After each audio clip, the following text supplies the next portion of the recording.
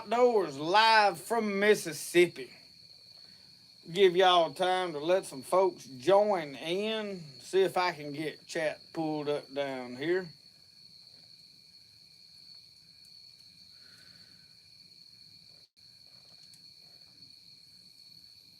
May not nobody join in tonight.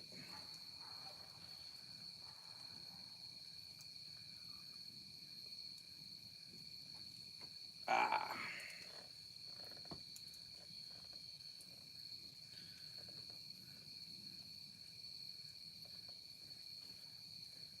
Let my live chat, if it fits, it bakes, come in. BHEC 1216. How are you? Oh yeah, everybody's starting to join in now, L Square. Rhett McCrory, Ricky Johnson. How are all of you tonight? I don't know how much you can see. I know it is somewhat dark out here, but we have put us a crane in the fireplace over here. I may lower this, but I don't know if y'all can see or not. But we are cooking as we should cook and supposed to cook and the way I like to cook now. So I have got right now, and I'm working on this. I haven't got it perfect. It slowly wants to go in there. If I bring it on out, it holds up pretty good out here and it'll stay there. And then I can take my hook right here. So what I got in here tonight is we've got some deer hocks. Now this is the lower shank below the hind quarter you're gonna normally get. It's part of the deer that most everybody throws away. But me and old Roscoe, we like it pretty good. And we throwed some sweet potatoes in there. So I put the hocks in there in water and put it over here and started letting them cook. And they've been on about an hour so far. I just added my sweet potatoes to it. And this is going to be somewhat like a cross between a soup and a crock pot type meal. But I seasoned it up pretty good. And I filmed a little of it because I filmed kind of putting this together, some of it. And I'll edit and try to get that video out tomorrow. Roscoe, you're not going to miss a meal, I promise you. He thinks I'm going to eat a bite of something and he won't get a smell of it. His greatest entertainment's watching me eat. But anyway, this can't cook out here. We got to get it back in here. Get it back in there over that fire. Now, our fire ain't just roaring tonight. We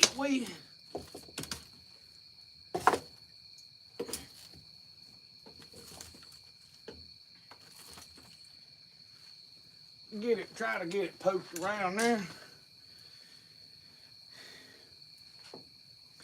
But it is doing so. Another thing y'all see, I added these fire dogs in here.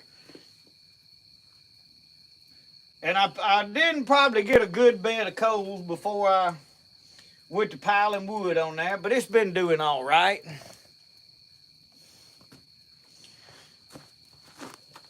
So anyway, we're gonna set back over here and I'll turn this a little bit that way so y'all can kind of keep an eye on that for me. I'll get to talking and slam, forget about it, it's over there.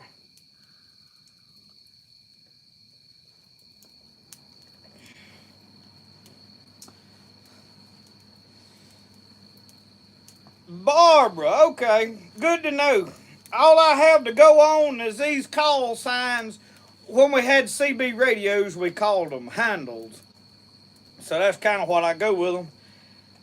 And we put them up there. Matthew from Top Strike Fishing.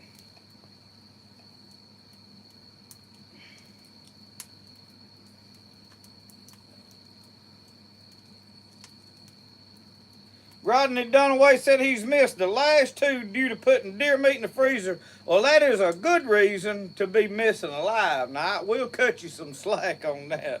You probably gonna need them here for long. I am excited about having that marsh mutt. Had a good day in the squirrel woods. That is awesome. That is awesome. I have not been squirrel hunting in 2 weeks, really 3 weeks. I'm slacking, and it's because I've had so much other stuff going on. I don't know. I am slacking big time. I'm right now. I'm concerned about this fire ain't burning. I'm fixing to. I may have messed up pushing that wood backwards. I probably need to leave a. I need to leave a little gap where the air can come on up through there. Let that be a burning.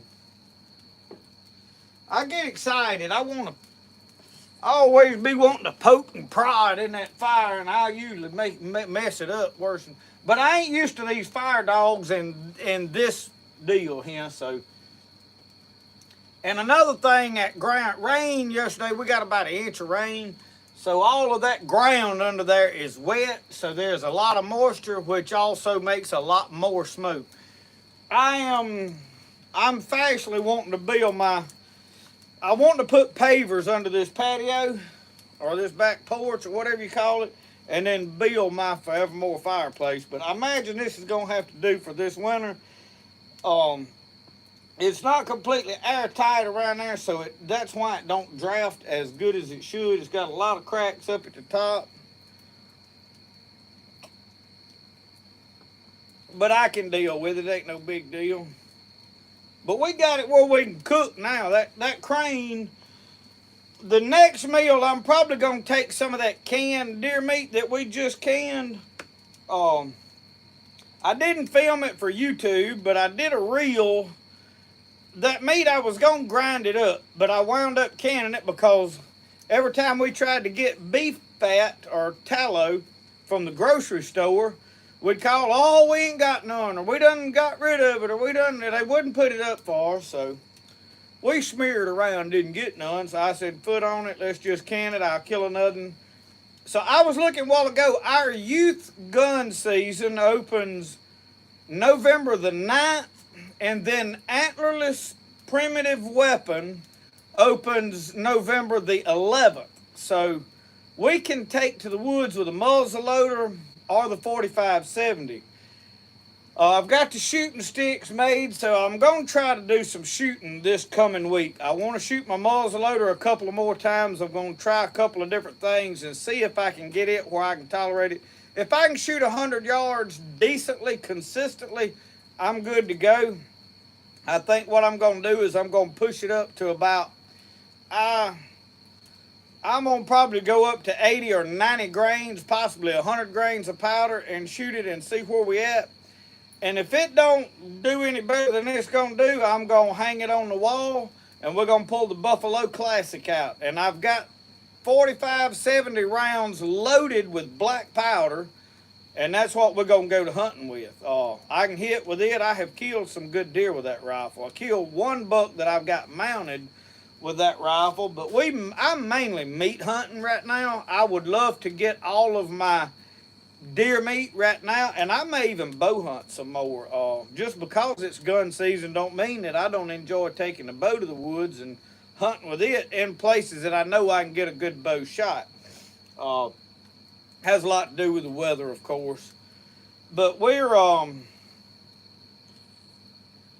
to come in and take some of that canned deer meat, and I'm going to just pour it into the pot, get a can of tomatoes that we canned, pour them in the pot, and then we'll just add a few other vegetables, odd and end stuff, and make a small soup stew. And it won't take it long to cook because the deer meat will already be cooked once it's pressure canned. The tomatoes are already cooked. Really, you just got to heat the stuff up. So we'll be able to come out here and make a really good soup one night. I've got a bucket of chitlins we're gonna cook at some point. I'm trying to come up with somebody to come help me eat them. Don't nobody around here want to eat chitlins. I'm one of the only ones that likes them. So, and chitlins are one of those things. Either you like them or you don't. All that business, oh, well, you ain't had the way I cook them. That's hogwash. If you don't like them, it don't matter which way they cook. You ain't gonna like them. That's all there is to that. If you got in your mind you ain't gonna like them, don't even try them. It ain't worth your time.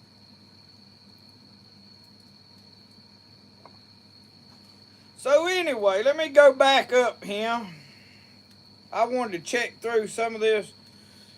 Brody's Halloween candy haul, I have well inspected the majority of it. Now, I have not inspected every piece, but by George, I have tested a heap of them Reese's and them Snickers bars.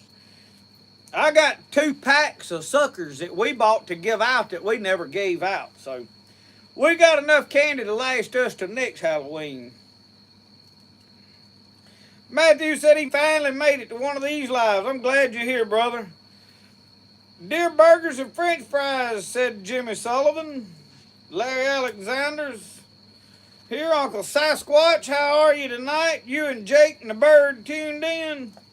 And there's old Brody Wade. Tell him hi. Hi. And Roscoe. All the boys. We're having boys night out here now, ain't we? You ain't keeping a good eye on that fall. We done just about smeared around fooling with these cameras, trying to charge everything up and let it go out. So quit licking me. I don't like to be licked now. If he can't keep his tongue in his head, I have to tape it up. Be easy with that. Remember how, whoa. Remember how I told you? Hold both hands out. Hold both hands out. Lay it like that. Now you roll it in there like that. Over the top of them things. There you go. Good deal. Hey, look at that. It poked it right up with the burning. Boy, you did good. Jason McAllister, how are you? Jeff Claudel, or Caudil. I butcher your name. I don't do it on purpose. I'm just horrible. And I ain't wearing my spectacles. I'm going back and I'm way behind, y'all. I'm reading comments from way back a while ago. But I'm good, Jeff. Sure am. I'm top notch tonight. Rodney Dunaway said it's a sad day when folks stop eating chitlins. Well, I'm going to tell you what put a hamper on a lot of it. They've been $40-something a bucket. I ain't kidding. But now the Walmarts uptown had them on sale for $20 last week, and I got me a bucket, or a week before last. I've had them in the freezer. I just bought a bucket and stuck them in the freezer because I like to cook them, and I genuinely like chitlins. They very good in my opinion. So, but it's because I like them, you know. It ain't because I cook them better than anybody else's or such as all that. Uncle Sasquatch said Jake has done tapped out. Well, he may miss a good live, but let the boy sleep. He needs a good nap, I'm sure. Kim, how are you tonight? County Line Logan, Wesley Hayes, Toby Richardson, Ed Smith, and I'm sure Brian from Poverty Hill is in the house. Stephen Owens, Eddie Alexander, Gene Boone, Joe Cohen, Wayne Darnell. Look at all the Magnolia Mama is in here. I am happy to see all of you tonight. I would have put all of this on live, getting it together, but I needed to get it cooking. It's going to take a while, and plus I got frustrated out there in the knife shop, and then me and my dad went and we got all the lumber that is for the addition to the shop. So tomorrow, Monday, couple of days, I'm probably gonna be slow getting some knives made, and which is fine with me. And I need to get my roof on it. And I've been deliberating. I'm trying to save money, so once I get that lumber up and get my rafters brought out and get some metal on it, I'm deliberating on what to do about the insulation in the roof. You see, I put insulation under this up here, and what that does is keep water from dripping. But I don't have insulation under any of what's already there. I am threatening not putting any insulation under it or water barrier for the reason that I can go to Lowe's, they say, and buy that spray-in insulation in looks like a butane bottle, and you can spray it yourself. And I'm threatening doing that because I'm going to tell y'all a roll of this insulation I bought is $400 now. And one roll now more than did this 30 by 20, 22, I think. But still, that is high for just insulation that is pretty much a water barrier. But I need to get my knife shop squared away. I fired up the forge for the first time today to forge that hook in that piece of rebar that I built that crane out of. So while I had it fired up, I threatened building a knife. But I think what I am fixing to do, I think I am probably fixing to cut off knife orders. I enjoy building. I want to build all the knife orders, but here lately, for the last 2 weeks, every time I try to get paid for a knife after I've got it built, I can't get up with the people, or either they can't pay it or can't figure out how to work PayPal or can't figure out how to do the square. And you know, I don't know how to better handle this. I don't mind taking a check. I don't mind taking cash. I mean, whatever. Money is money, you know. But it gets frustrating when you've got something you've put your work into and then it takes you a week or so to get your money back out of it. So what I'm probably fixing to do on these orders is I'm not going to start building a knife until I've got the payment for it. I don't want payment when you place the order because I don't want to be paid for a knife and then when I get ready to make it, well, there ain't no, I done spent the money. But when I get to the point of building it, I'm gonna message about 3 or 4 people and be like, hey, I'm finna start your knife, and whichever one pays first, that's whose knife's getting built first. And I'm gonna build them in the order of which they get paid for. But after I get these that I've got done, I'm wanting to fire the forge up and forge some knives and make some different one-of-a-kind, make some unique stuff. I got some stuff I want to experiment with. I want to come up with some new designs, and I can't do that steadily working on orders. I've got one skinning knife in there I made out of a deer antler handle, and I have yet to sell it. It is on the Etsy store. I don't know. I think sometimes people just see something on the internet and go, yeah, I want one. And then when it gets time to pay for it, they're like, I've done that before. It's all right.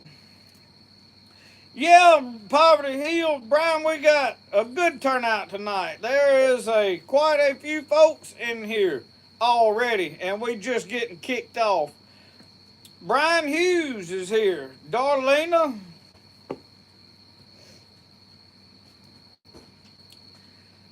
Yeah. What are chitlins? Well, Jerry Clower did say that he could prepare them creek slung or stump whooped, whichever way you like them. Now, to tell you what chitlins are, well, they ain't really no clean way to put it. That's hog guts. But you boil them down, and I like to pour a little crab boil in there, and I'm going to tell you, now when you're cooking chitlins, you got 2 kinds of people. You got the people that puts a green, nasty-looking face on your comments, or the people that's licking their lips. There is no in-between. Well, when you got a bunch of them people standing around that's licking their lips while you cooking chitlins, if you ain't careful, when you go to eat your chitlins, there won't be none left. And I'm going to tell y'all right now how to mitigate this problem. Now, this is a trade secret. Don't tell nobody I told you how to do this, but when you cooking chitlins, you always buy a can of corn. Or either get you a froze bag of corn out of the freezer and have it on standby, because if them chitlins start disappearing a little faster than they ought to, you wait till they ain't nobody looking and you pour that corn over in them chitlins while they are boiling. And then you kind of hide the container and you slip back over there and you go to stirring in that pot and get them stirred in good. And you go, boy, a lot of corn in there. Y'all didn't wash these good. And then you got plenty of chitlins for yourself. Now that is a good secret. You're going to want to keep that in mind if you like to eat chitlins. And that ain't a Jerry Clower joke. Now, I come up with that one, and that's the truth right there. That's like Wendy Bagwell said, that's a fact with my hand up.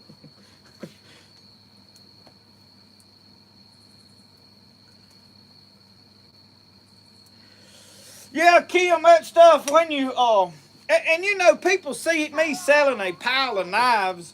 I'm sure you always got some of the people think, oh, he's getting rich. Look at the knives he's selling. But it takes I can probably make a knife a day. If I really get after it, I can do a little better than that. I can make 3 knives in 2 days. But my biggest problem is like today, I got to stop and go get wood to extend my shop. As days I got to go to the post office and ship knives. Well, for me to go to the post office, that is a 2.5 to 3 hour trip, especially if the pawn shop calls and says you need to come by here and look at something. And that's always a tough one there. And right now I got a trailer load of lumber, so I've got a couple of days I got to work on the shop. Then if I want to film videos and y'all like content or you wouldn't be here, I have to quit working to make. So sometimes, I already ain't making $600 a week some weeks. Some weeks I have done better than that. But people think, well, he'll be all right. Well, you live in day to day. It takes that inflow to make things happen. So it can get frustrating, but I'll tell you this. I am very, very blessed to be able to get out of the bed, sit in there and drink coffee to my heart's content, and mosey on down there to my own shop right there in walking distance and go to work and make as much money as I want to make. I can work late, get up, start early, do a lot better, make a lot more. I'm trying to be careful, though, that I don't start rushing through things, because if you start rushing through, your quality starts to suffer some, and I don't want that. I really don't. So I'm trying to slow down, and days like this when you get frustrated, and it ain't, like, well, this one person, it's one person not paying or not having the money right now or not being able to figure something out don't really bother me. But it's when this one does it, and then it's this one, and then that one too, and you're like, well, everything's going wrong, and you just throw your hands up and go do something else.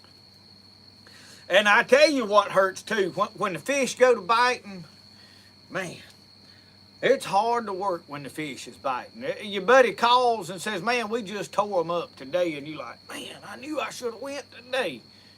Every time I go to the lake, they just caught them yesterday, or man, they gonna bite tomorrow. I know it. They don't never seem to be biting the day I'm there. Does that happen to y'all like that? Yeah, Stephen, if it was easy, everybody'd be doing it. Well, Tommy Litchfield, what in the world you doing here so early? It ain't time for you to show up yet. We ain't even had time to talk about you yet.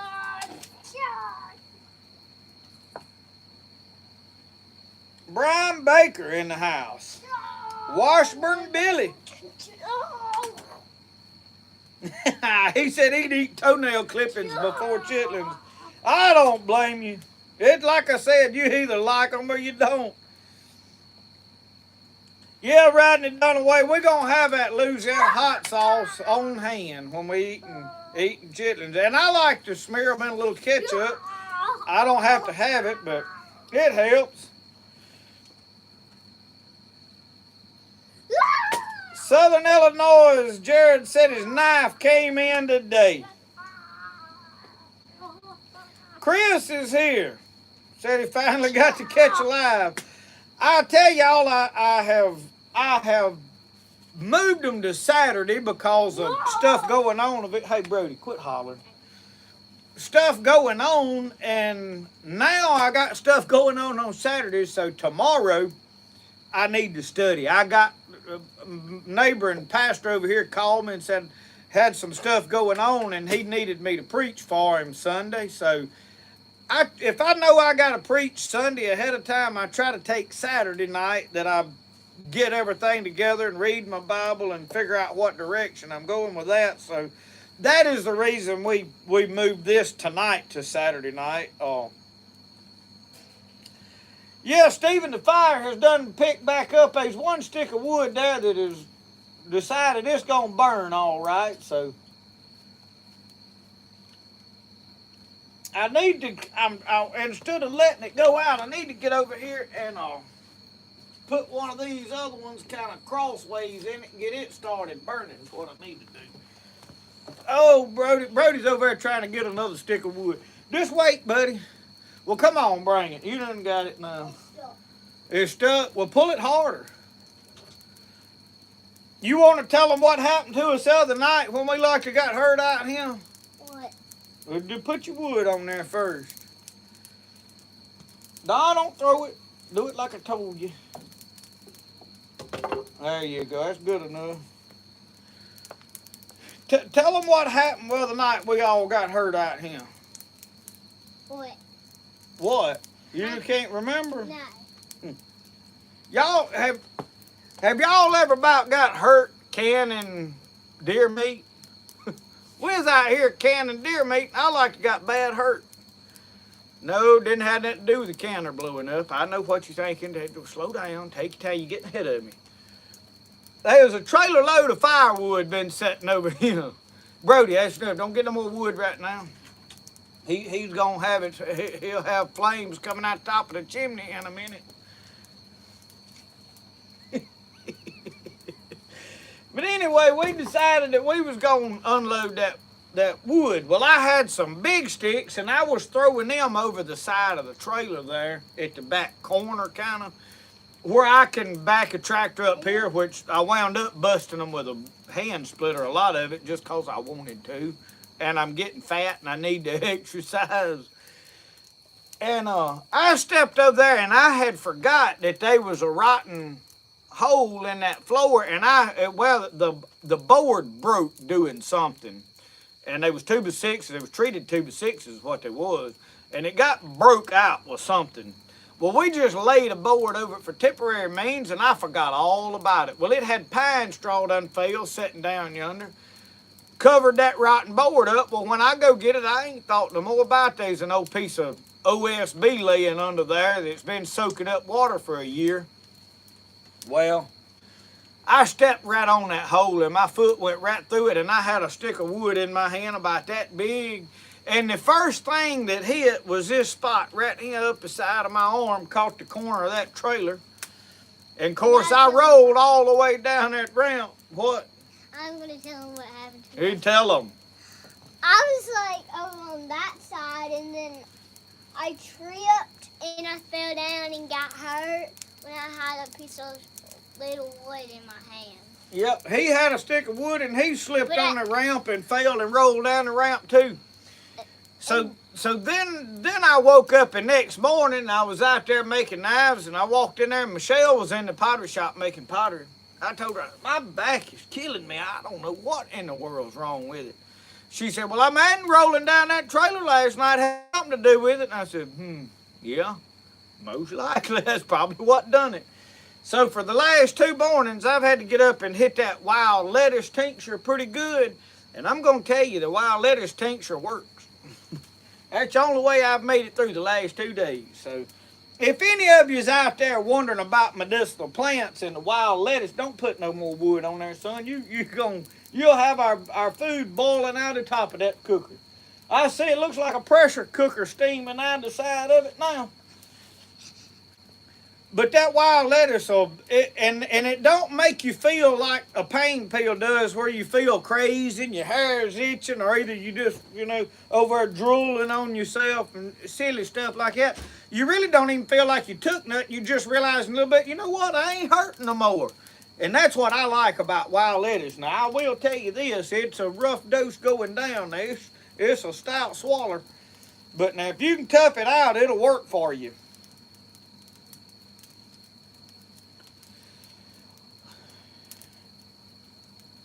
I have never eaten pork brains, Darlena. I have not.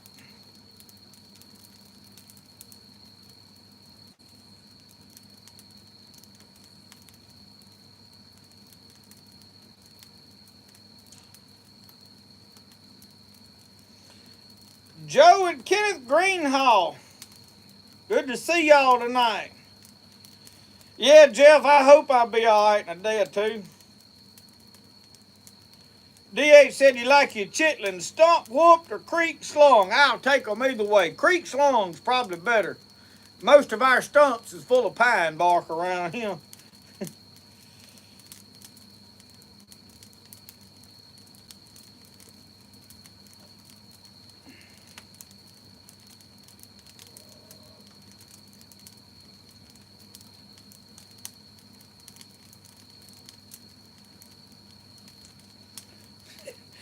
Toby.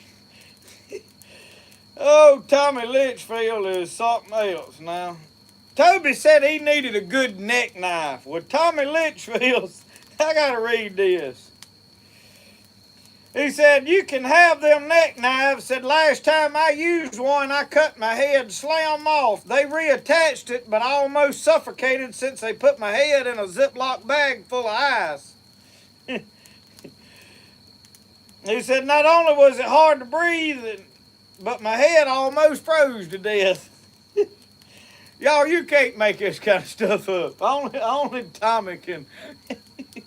That's pretty funny right there, I got to tell you. Washburn Billy said he's only a license away from being a fishing guide. I tell you what, I need to come go fishing with you then. I tell you what I'd like to do. I ain't never been ice fishing. You pull that kind of stuff. You got one of them tents with the heaters all in it and a couch and a TV and you get your Snoopy pole and I got one that looks like a duck. Not really, but I saw it on Grumpy Old Men. Do another squirrel cooking. We're going to do a squirrel hunting video before we do another squirrel cooking video because I am fresh out of squirrels. We have not been squirrel hunting and got no squirrels. But I have got a bunch of stuff that I have got to get cooked, and I wanted to cook a stew, and I'm telling y'all, I don't know when in the world I'm going to be able to make it happen. I seriously don't know. Jeff said our gun season opens in the morning.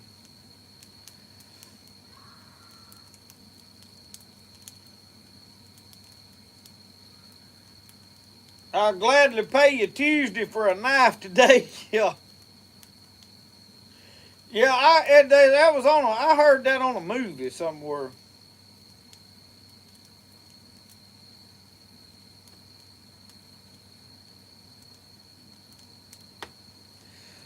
Well, I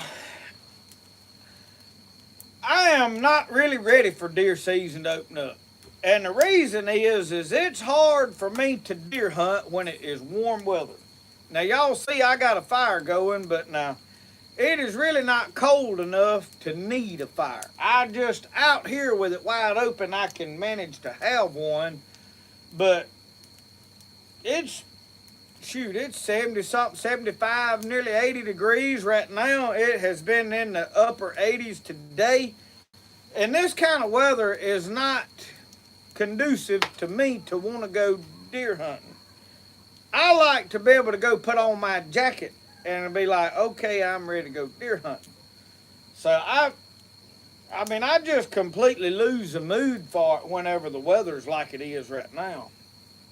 And Ryan Hall says it's gonna be like this a little while. So I don't know what. I'm not ready for gun season until it cools off. So looks like we're gonna have to hunt in short sleeves and shorts and flip flops and such as that kind of stuff around here. Which the problem with it is you go to sweating, and if the wind's the least bit wrong, well then you got, deer smelling you running off the other way. So yeah, I probably need to quit eating them onions is probably what a lot of, and I like onions now. That's probably why I don't get sick a whole lot, but I like onions.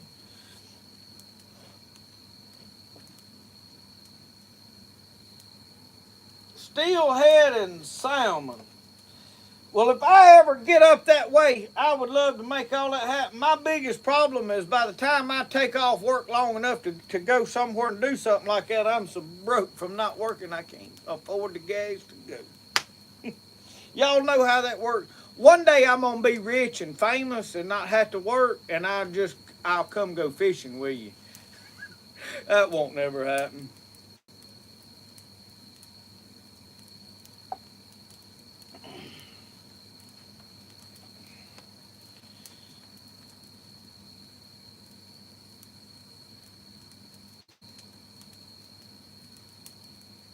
Wimpy on Popeye the Sailor Man. I'll be glad to pay you on Tuesday for a hamburger today. That may have been where I heard it.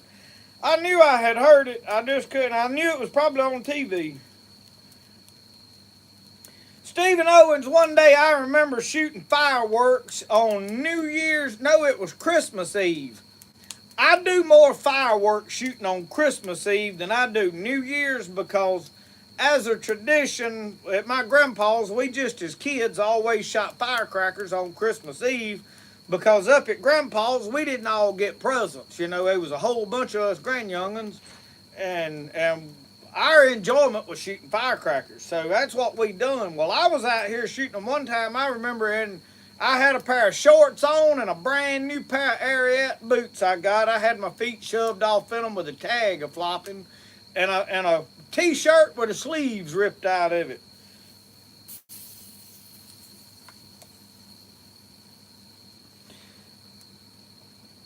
Deaver said he can't stay long tonight. My wife invited the neighbors over. Well, hey, the neighbors, you just put Spirit of the Outdoors up on the big TV in the living room and say, here, y'all here now, you got to watch this with us. Hey, neighbors, how y'all doing? We'll welcome you to the show. Come on. And they ain't no telling what we liable to tell before it's over with. Most of it'll be the truth. I try not to stretch them too thin because I don't want you to be able to see the holes in the story.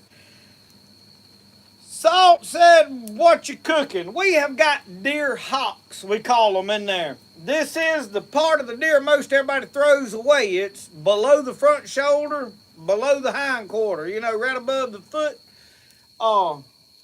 We put them in there. We got about this much water in the bottom of that thing. We let them cook about an hour, and then we started putting onions and put some jalapeno peppers, let them cook a little while longer, and then a while ago we added some sweet potatoes. I cut up sweet potatoes, and then we poured the eat 'em raw seasoning to it, son, and shoved it over there, and we basically, with the lid on there, are pressure cooking that somewhat. This hot part of the deer will have a lot of tendon and sinew in it. Actually, is what it's called on. As some woman scolded me the other night on my Facebook reel about canning deer meat on that venison. I called it deer meat. She said, "Why does everybody call it deer meat?" I said, "Well, honey, if it had been a rabbit I shot, I'd have said rabbit meat."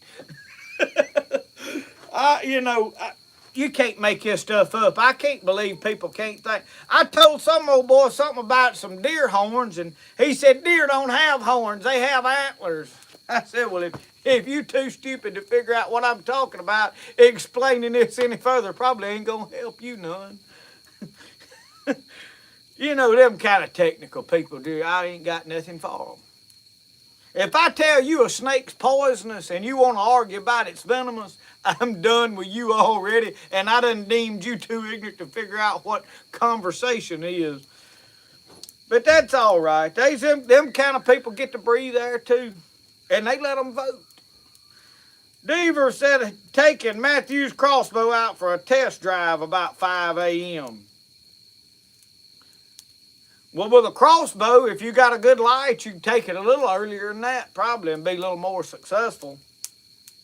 I wouldn't recommend that. I'm sure the state game and fish in your area will not approve.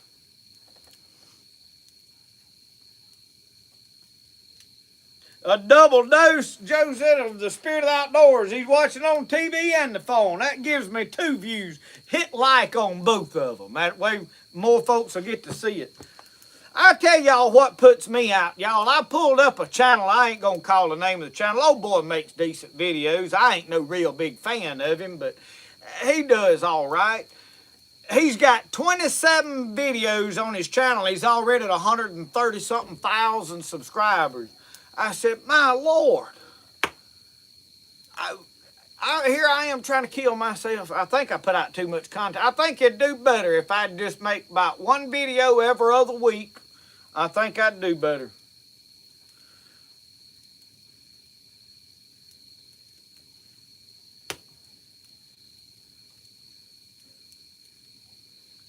Jeff, them deer, that cold weather, if it ain't cold, I just about ain't gonna sit there long.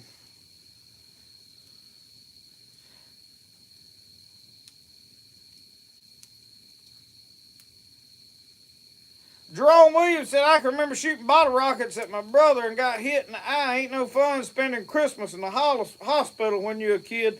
No, sir. We tried to steer clear of the bottle rocket wars. Now, what we done is we had some neighbors across the pasture that would shoot firecrackers. We would try to shoot bigger firecrackers than they did. And we didn't always shoot them at each other, but occasionally we'd try to send one of them mortars over there at them, and we'd kind of tilt them tubes their way. But now we wasn't actually trying to hit nobody. We would, shoot them over their stuff. We had some fun with that, but now I didn't ever get involved in too many actual bottle rocket wars. I don't know. I did get into a few, and a Roman candle was the best thing to fight them with. Wesley Hayes, I bought traps last week when I went to Duke's. If you watched my fishing video the other day, you'll see I had a brand new Duke trap shirt on. They gave me that up there and gave Brody a hat. Brody has got a brand new Duke trap hat on. So we bought a couple of more number 4s, and I'm going to prep my traps one day this weekend or next week and film that. I got to get something to boil them in. I hate to boil them in my wash pot because I'm going to do them with black walnuts, and that is a little bit toxic. And I don't know if I can get it out of my wash pot or if it'll affect, if I don't want to cook a stew in there after I've boiled. You follow what I'm telling you here, Han. But I've got an old aluminum pot I'm probably going to do it in. But anyway, I've got a dime other traps. I'm probably going to spray paint these new ones and use them for coyote trapping. I bought number 2s for that, and then I bought me about 4 more canned dog-proof traps. And I've got a new bait method that I'm going to use on this, and we're going to test it out. We're going to probably put some game cameras up on some traps to see what kind of footage we can get of getting a catch, and test out some lures and stuff. But yeah, I enjoy trapping. I try to be careful with it because I don't want to make gruesome videos. I don't really want to make offensive videos, but it is a reality. And the reason I am going to hammer coons this year is because they're eating my corn up. I've got to thin them out. And I'm going to mainly target them right here. And then over on the deer club, man, I can't afford to feed all them coons. There was 8 coons in one picture. So what I'm doing is I don't want to trap them during the summertime when it's hot and have to relocate them because I don't like killing something and then having to throw everything away. So if I wait till it cools off, trapping season opened this morning. Opens November the 1st here. But I have not set a trap out because it's too hot. I want to be able for it to be cold when I trap. That way I can skin these coons. We're going to tan the hides and we're going to make hats out of them is what my plan is. So yeah, you're going to definitely see some trapping this year. I'm hoping when I get these couple of projects knocked out, which it seems like every fall I have projects that fall way over into my hunting and stuff, and I've got to get that done. But we will be doing some trapping. Willie Sellers said he made it. Mike Culpepper said he hit like on all 4 TVs and the phone. I appreciate it, buddy. You have really fixed me up. Y'all, we got the most people in here right now that I have ever seen in here. It says there's 194 people in here tonight. I want to thank each and every one of you for tuning in and having a little chit-chat with us tonight. We just going to sit here and carry on and have a good time, drink some coffee. Roscoe, go get me another cup of coffee. This one's done about gone.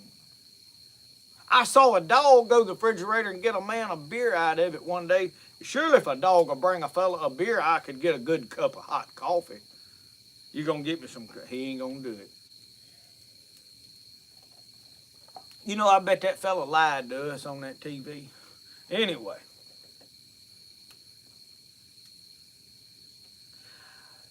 Randall Ross, I did hear Uncle Sasquatch telling us about the GoX explosion. Now, that is all I have heard about it because I don't have time to watch no heap of YouTube anymore.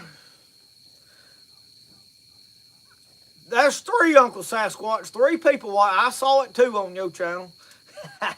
Yeah. Rodney Dunaway said he did, so that's 4. But anyway, I did see that it exploded. Did anybody get hurt? Hopefully not. Usually, and the reason I asked that, number 1, I don't want nobody to get hurt. But number 2, if somebody gets hurt, well, they'll shut the whole thing down, be a big investigation and all this. If nobody got hurt, they'll kind of, but I'm sure the insurance company is going to really want to scrutinize everything. So anyway, I don't know.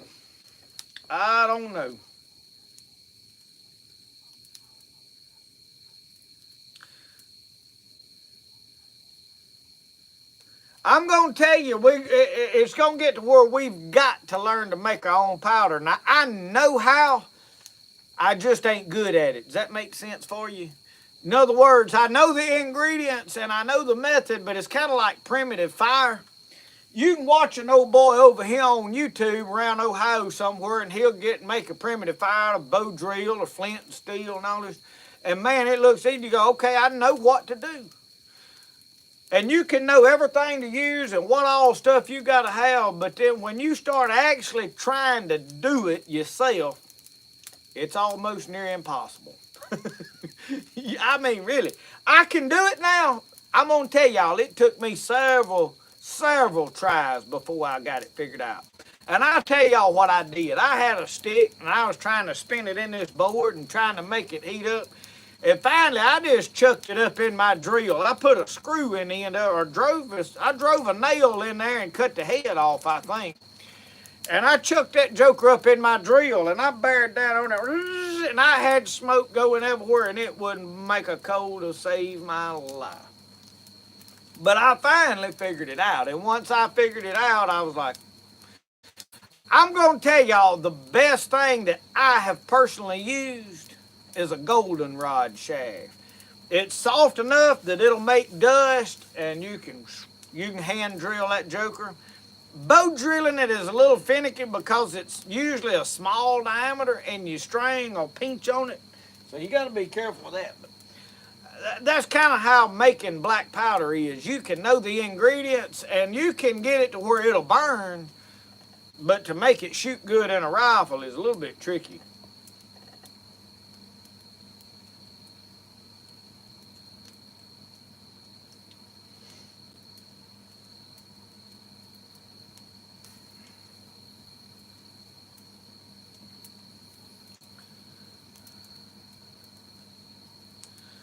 Mike said he is at his camp house in Alabama. I might need to come over to that camp house in Alabama. I'm telling y'all, I'm getting to the point where I'm ready to start throwing some of this work that I've been doing. I've been trying to kill myself, I think. And it is stressing me out because I got this teepee laying here I really want to get finished, and I got this knife shop I really need to get extended and finished. And I keep coming up in my mind with these projects that need doing. And I'll tell y'all for instance. I got out here cooking, and the other night when I went to can, I needed to fill that pot up with water out there. And I had to go in the house and tote water out here. And I said, I need to run that water line over here and put me a sink in there. I said, well, I'm going to put me a wall across a portion of that. I want to wall part of this up eventually. Well, that bunch of lumber I got on that trailer down there, I'm going to use some of it for that very thing. Well, that would be another project get started. And I'm going to tell y'all another big one right now. I'm fixing to put the Christmas tree up. And that's a half a night ordeal right there. We got a 12-foot Christmas tree. You got to go get the ladder. It's a major ordeal to get it down out of the attic. I mean, you war slam out time you get it down. But I like Christmas. And I was merciful to y'all, especially y'all that fuss about doing it before Thanksgiving. I did wait till Halloween was over. But I'm fixing to put the tree, me and Brody's fixing to put the tree up. He's already got the train out ready to put he said we was going to have a train around the bottom, but now the train he's got in there put together ain't big enough to go, so probably going to have to buy a bigger train. We had a good one, but this little boy last year kept playing with it till he's got it tore all to pieces. Tracks broke, y'all can imagine. But that's all right, the little boy enjoyed Christmas. We're going to enjoy it this year. I love Christmas, so it's time to go to pulling Santa Claus is out. Brody said we had to put that Christmas village up. He loves that Christmas village. And y'all, we got a heap of it. So with all these boards, I may have to sacrifice some and fabricate me something in there to put, so there's got to be a clean. So here we go with a bunch of more projects. And all this cuts into my videoing and hunting and fishing time. Hey, don't none of y'all probably like Christmas much as I do.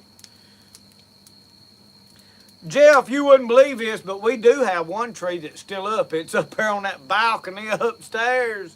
And all we got to do is plug it up. It's ready to go.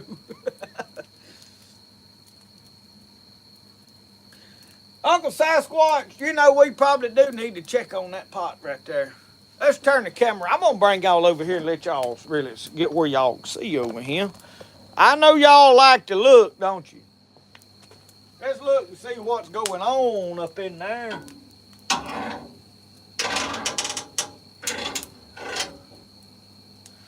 Oh. Can y'all see right there?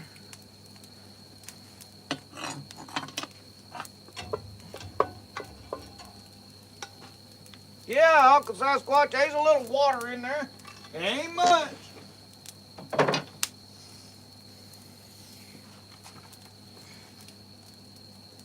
Is it tender? No, it ain't quite tender as I want it, Unc. I bet them taters is getting tender.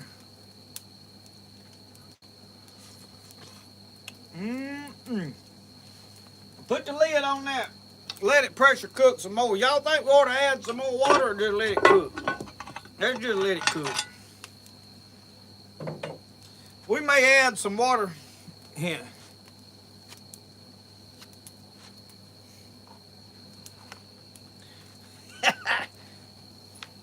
Where's my...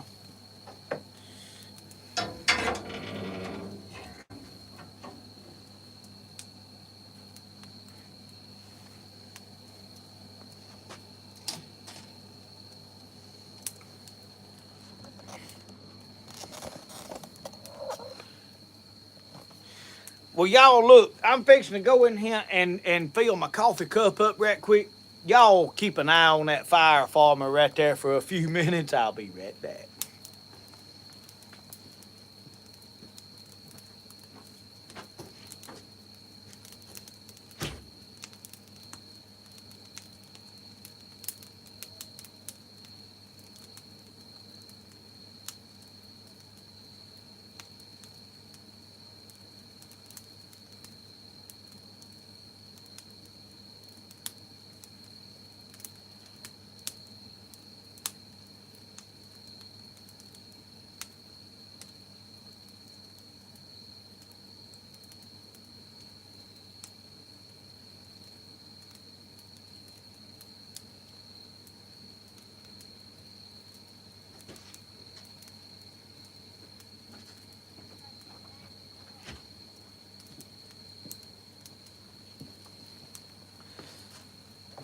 Well, oh, let me turn y'all back around this way. Right there. That way y'all can look me in the eyeballs. Well, that coffee right there is hot. I made me some hazelnut coffee tonight. I like hazelnut. I ain't big on pumpkin spice. I can eat it. Wesley, you didn't let it go out. I see you done good. This looks like it's burning real good right now. What, son? Can we put a Christmas tree up? Ask them folks if it's all right. Is it okay if we put a Christmas tree up when we get done with the live? I feel like they ain't got a problem with it, but we'll see.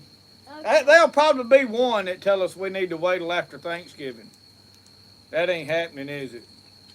Come over here. They can't see you over there. Are we going to wait till after Thanksgiving? Well, when is it going to be Thanksgiving? A month? When's it Four whole weeks. I can make that long. You can? I can't. We're going to pull them Santa Clauses out. Oh, we're going to do 3 things. We're going to put the Christmas village and the Christmas tree up. I done got the little car in the house ready for the Christmas tree to come. Lord, Lord. Well. Sarah said Christmas is pagan. Do some research. Pagan holiday. Let me tell y'all about this paganism, okay? And y'all listen to me good. Are you trying to tell me that the good Lord's too ignorant to know what I'm celebrating and why I'm celebrating what I'm celebrating? Do you think that he don't know I'm doing it? How's he going to judge me? Is he going to judge me by my heart? I feel like if I'm celebrating his birth, even though it may not be on the day that he was born, because we ain't real sure what day that is, he knows what I'm celebrating and why I'm celebrating. And I'm going to leave that right there, because I'm going to celebrate Christmas, and I'm going to put Santa Claus up right there with it. Right there beside the manger scene, and it'll be all right. Okay, Dad. We can get the Christmas. Oh, Lord. And that's the end of that.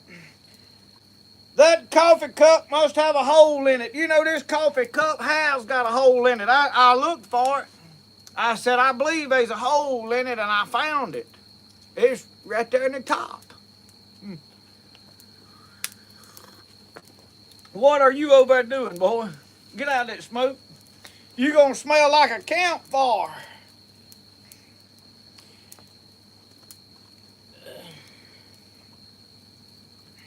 Okay, Dad, I tell you what.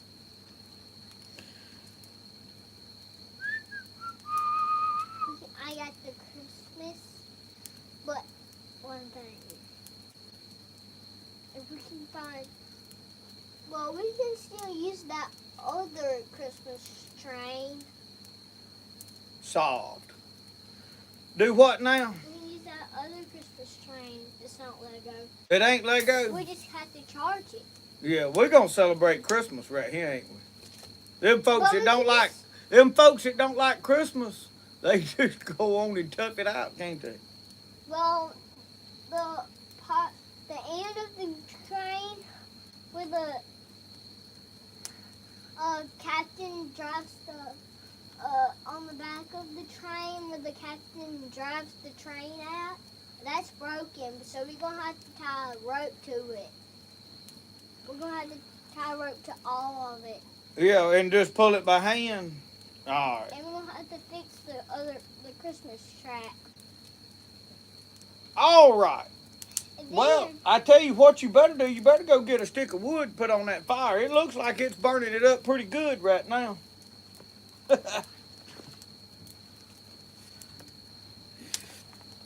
That looks like it. Oh, look at him. We're going to ease that. You go ahead and put your... Hang on. Let me do this. All right. You do All it. right, now, you want me to put the wood in there? Yeah. All right. Because my hands Whoa, are going to be bleeding and skinned Be bleeding and stuff. Yeah, and All be right, skinned now. up. Now I'm gonna pull this out a little bit.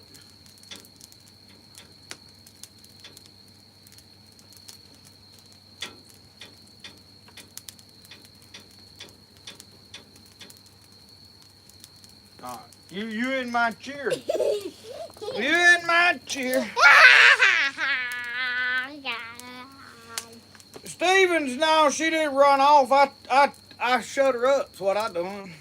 I know how to solve these kind of problems.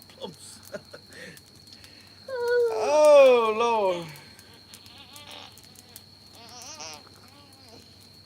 Yep. I promise you, I ain't got time for that kind of negativity in my life. I like Christmas. I'm gonna have Santa Claus. I got about 4 manger scenes. I buy them at the thrift stores. Hey, Dad. Me and Mike Reeves gonna celebrate Christmas, ain't we, brother? Yeah. And Brody, we gonna have some Christmas around here, ain't we? Yeah. Well, you can get like Yeah. 2 Santa Clauses and put them at the Christmas village. Make them like statues and Yeah. surround them, and people can like see that. And can like order more Christmas. It's me said Merry Christmas. I like his profile picture. He looks just like Santa Claus.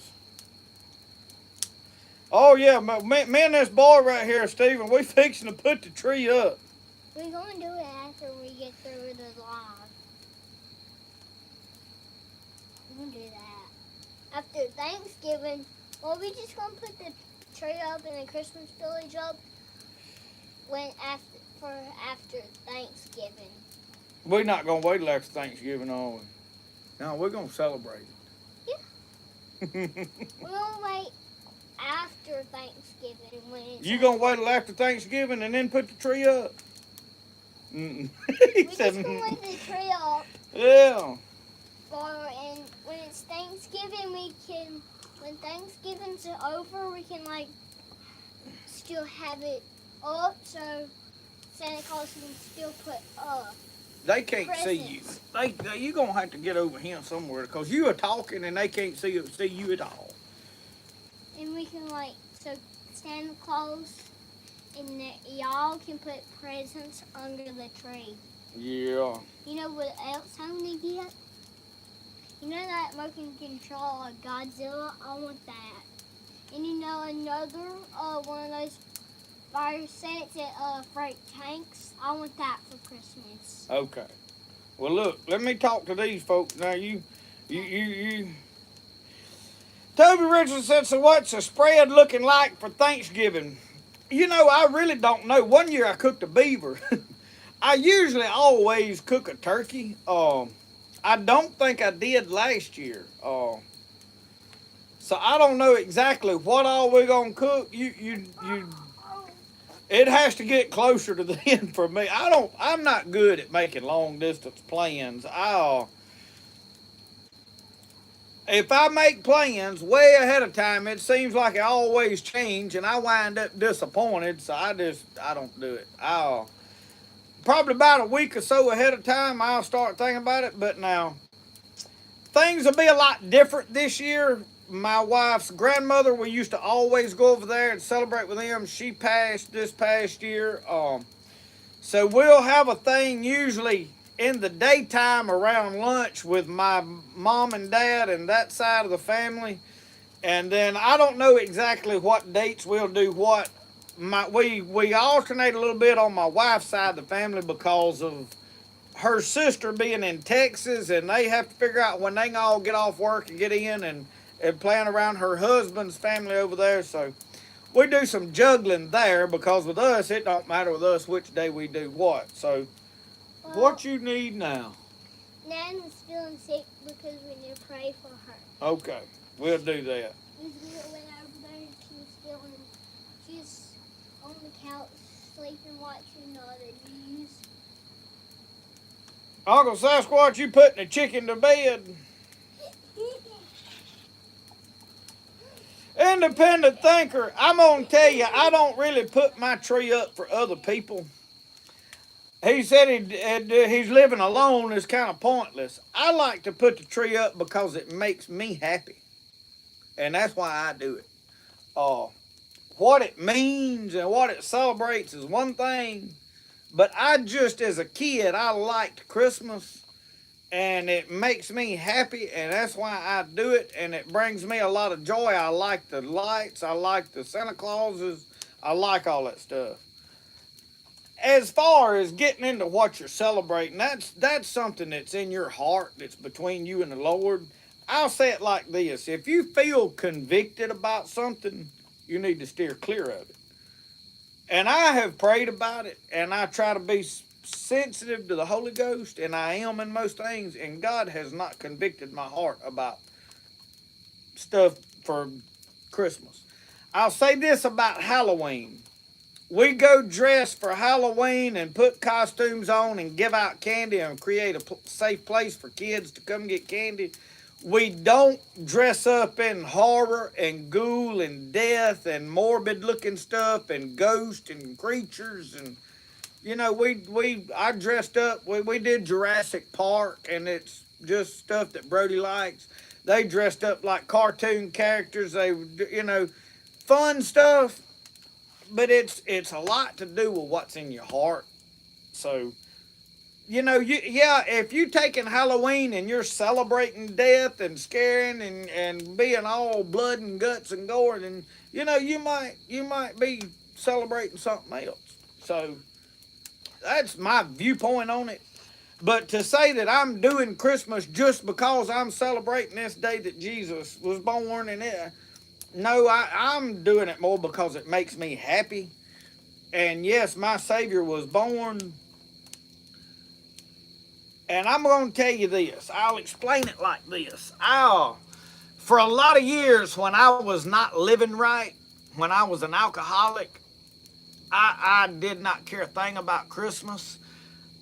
I didn't want to put up Christmas decorations before Thanksgiving. I put it off to the last minute. There was years my wife decorated. I didn't help do nothing. There's been times I laid in the bed while the kids opened Christmas presents. I ain't care nothing about it. I was a Grinch. When the Lord filled me with His Spirit, I fell in love with Christmas time again. So that's why it's really hard for you to start arguing stuff to try to convince me that it's wrong. Because the Lord put joy in my heart, and I fell in love with Christmas time again. So you're going to really, really struggle to try to convince me that, oh, it's wrong to celebrate Christmas. If you don't like it and don't want to celebrate it, don't. Nobody's making you celebrate it. It's one of them things that a lot of people think, well, just because I don't like it, nobody else should like it. And that ain't how all this works. Now, when you find solid things in the Bible, like, you know, don't wear that pertaineth to a man, and a man don't wear that pertaineth to a woman, you know, gluttony, dressing in costly array, and, you know, some of these things that the Bible says is wrong, then you need to steer clear of that. That's for everybody. So... And I know they found a scripture somewhere over there that talks about a tree and celebrate the tree and all this stuff. So you have to take it for what it's worth. If you worshiping a tree, well, you know, you probably don't need to put it up because the tree ain't going to do nothing for you. So anyway, it can get out of sorts, and there's some people that they get all worked up. But I don't let it bother me not one bit. I killed a mosquito. You killed a mosquito? Yeah. Brody's over here slaughtering mosquitoes. I'm slaughtering cups of coffee. Hey, Dad.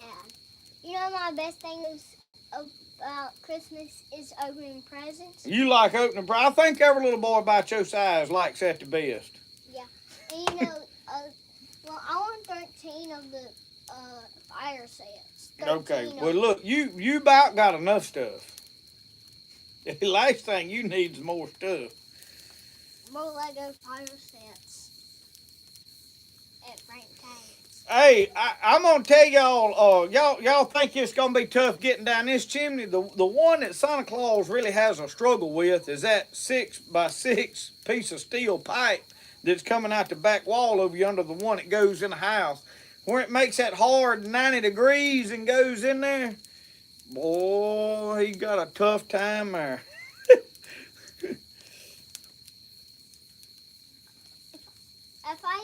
If I got up and my eyes were still closed, will I not get a present?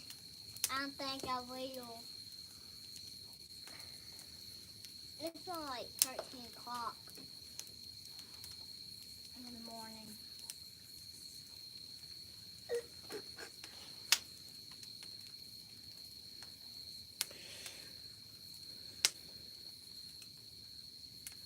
Spider! Spider! A spider! Larry, you going hunting in the morning? Does North Carolina season open up tomorrow like gun season, or is it primitive weapon season? What have y'all got going on?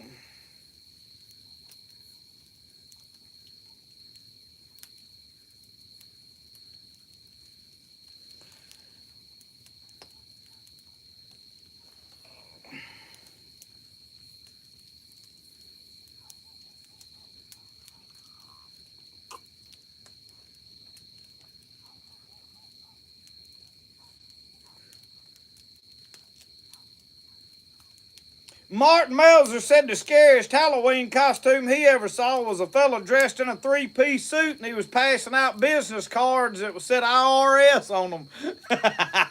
That's pretty scary right there, I have to tell you. Oh, give a Teepee update. The Teepee, I have got one of the panels completely sewed on. Finished that this week. I'm sewing on it a little here, there, and yonder. So I got to sew the other panel on.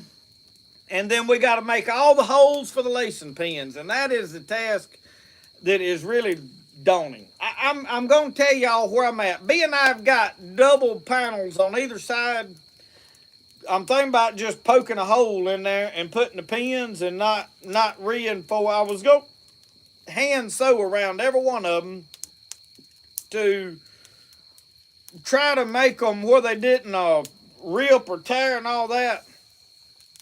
I think we just gonna make the holes, cut the poles, and put the thing up. I'll try to make the holes very rounded to where there's not like something that can tear real easily.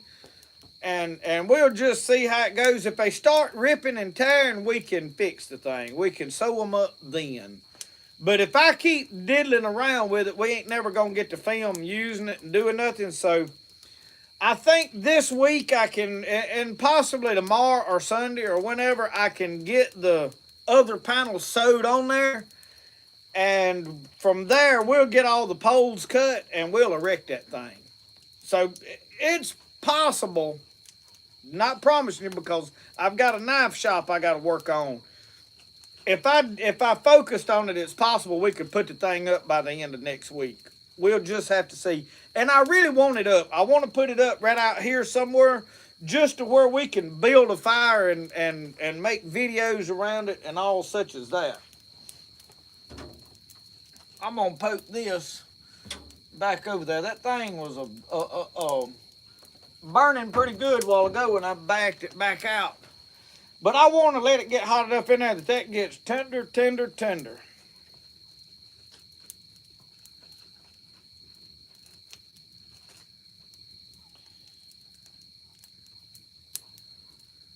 I imagine I'm not going to do anything else with that fire over there. We're going to let it, because here in about another hour or so, I'll be going in and let it go out. And there ain't no need to keep just piling wood in it. It ain't cold out here. I can promise y'all that.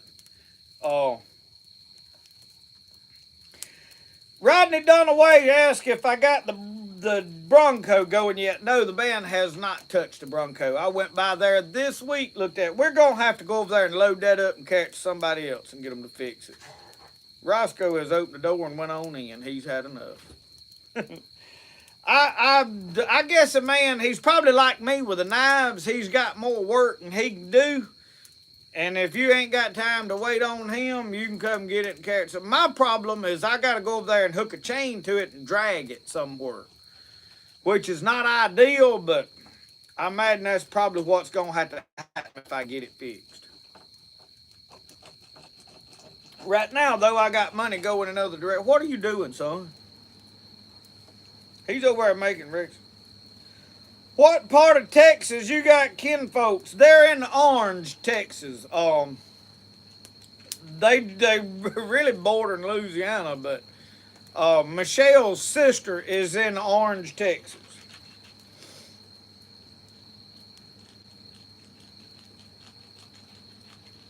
Gun season opens October the 11th. Good Lord, Larry. You mean November the 11th or October? So y'all done been had gun season. I see.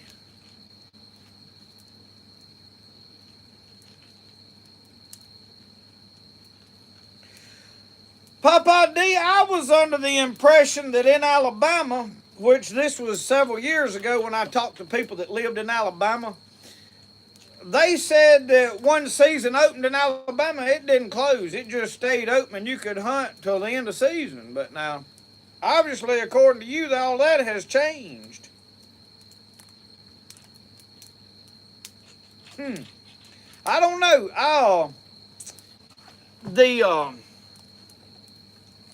Here, usually we have youth season, then gun season closes, and you have a primitive weapon season, and then it goes out, and then it's gun season again, and one of them you can hunt with dogs, then you can't hunt with dogs for a while, and then all of a sudden later on in the year, you can hunt with dogs again. So this year it's going to be youth season, then muzzleloader season. Youth season is open for 2 days. Youth gun is either sex on private land, the 9th and the 10th. And then the 11th is primitive weapon antlerless season. And you can do antlerless. What'd you do? Did you get burned or get hurt? You get over yonder and stay and quit fiddling with stuff. He gonna get hurt right there, ain't he? So this year they have changed a few things around, so I'll have to keep up with it. But I did go this week and buy my license. Here in Mississippi, you can't buy your license until the old ones expire. So every year I wait about 3 or 4 more days. Eventually I'll be buying them right at the end of season.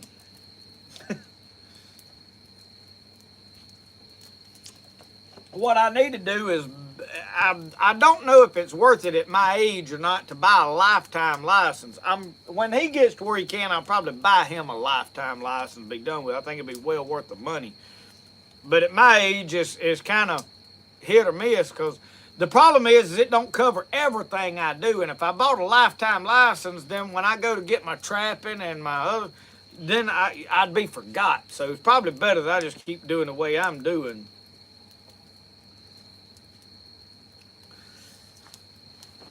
You talking about on WMAs over there, yeah. Well, our WMAs have gotten more relaxed. See, our WMA here was primitive weapon only. Well, now it's opened up for gun season, but now I have not actually checked the WMA. They used to have a paper down there with their rules and guidelines on it. Last year, they never did put one down there, and I struggled to find out really if you could hunt with a rifle or not. Come to find out, you can hunt with any modern rifle down here now, which is somewhat kind of scary, because when you're dealing with public land, you're generally dealing with not all, but more people that just decided, hey, I want to hunt this year, and I ain't going to join a club. I'm going to see if I like, and they don't really know a lot about hunting. They don't know how to hunt. They're not very safe about hunting, and they shoot at everything they see. Those kind of people make me nervous. People that have grew up hunting all their life generally join clubs and have their place to hunt, and they're pretty safe. And there's a lot of people that hunt this public land down here that just because they grew up hunting it, and they well know what they're doing and very safe. So, but when you get into public land, you wind up dealing with more people that,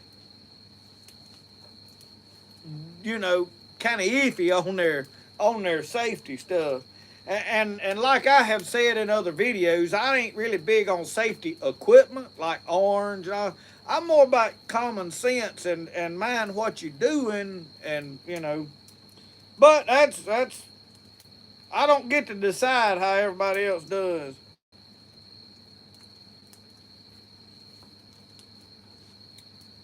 Brenda, you gone on us. Have a good night.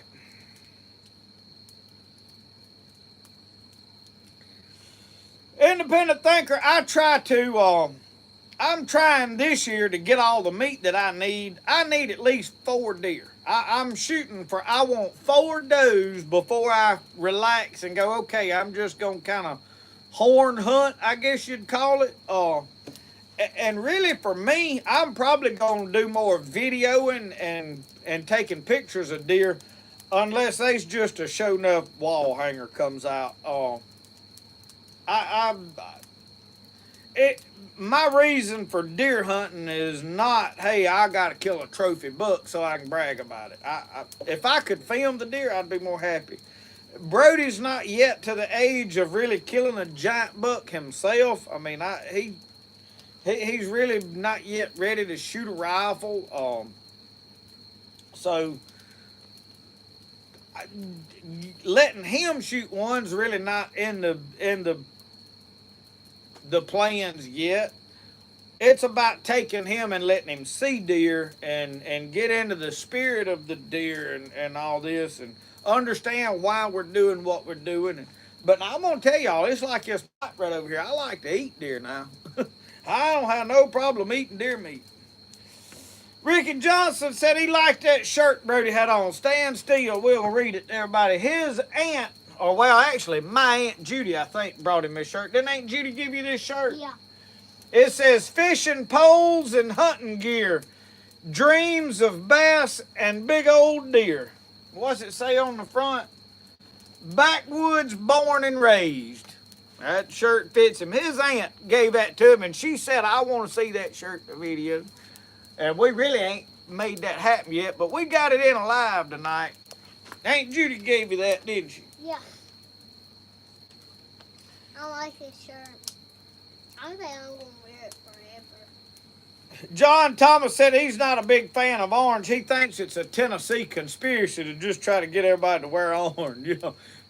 Yeah, that's right. Why can't we get away with lime green or hot pink? You know, I think hot pink could be the color for most of them.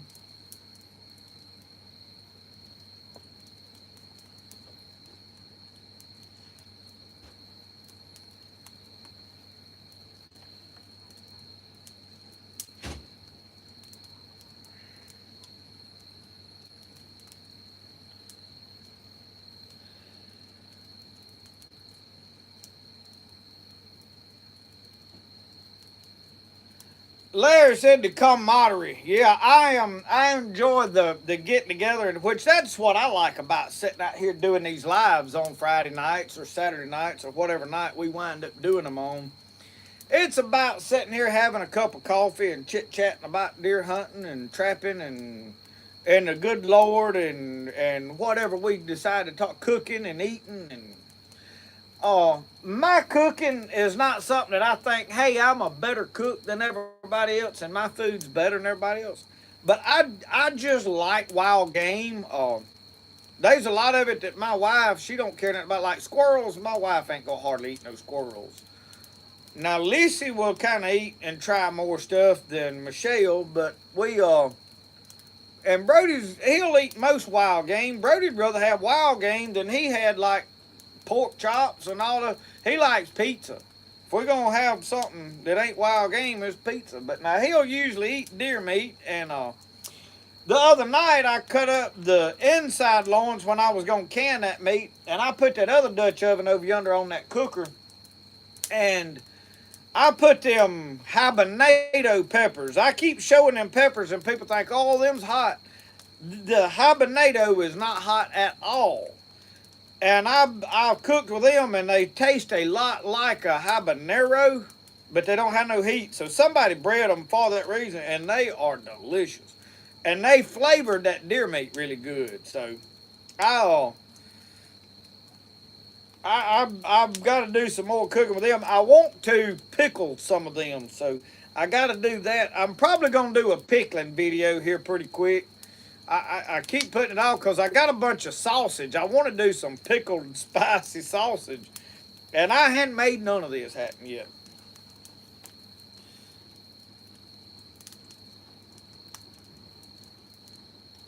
Keith Bingham, I'm with you on that. My problem with this public land back here, it's okay for going squirrel hunting. I go down there and go fishing. The problem is the way this land is laid out. It's very narrow. It's probably a half a mile wide, maybe a mile wide at the widest points. But mostly it's about a half a mile wide, and it's about 12 to 15 miles long between two highways. And it's just blocks kind of staggered all the way down along this river run, from the head of the Pearl River down to 15 Highway. Well, they got two gravel roads going down it. Well, them gravel roads has got all the deer pushed out to the edges of it because there's so much traffic, just up and down, up and down. Everybody that comes down, they ride all the way to one end of and it's every time I have ever been down there, it's constant four-wheelers and buggies back and forth, up and down it. Well, all that does is it gets them deer educated and they just move out. Well, when they do, they move out to that private land, and there's a lot of deer getting killed that's out of that swamp. They're not being recorded. So what it has done is there's a lot of deer killed out of it that they don't realize how many deer is killed out of that swamp. And it's not void of deer. There is some deer there, but there ain't near the deer in it that there was when I was a kid. We used to walk back here or ride a four-wheeler back to it, and it was nothing to just go sit down under a tree down there and see 2 or 3 deer, 4 or 5 deer. I mean, it didn't matter where. If you just kind of got a halfway decent location, you could sit there and hunt. Well, now there's so much traffic, you don't hardly ever see nothing. So that is one of the things I'm just kind of done with it. Most of the people are fairly decent people. Like, I don't have to worry about, somebody said something about I had a rifle in the back window hanging in the back of my buggy.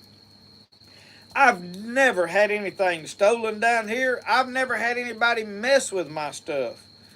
The worst thing that I have had happen now, the biggest temptation is if you got limb hooks in the river, and there's another old boy comes up through there and he's running limb hooks or fishing, and that limb's over there jerking like that.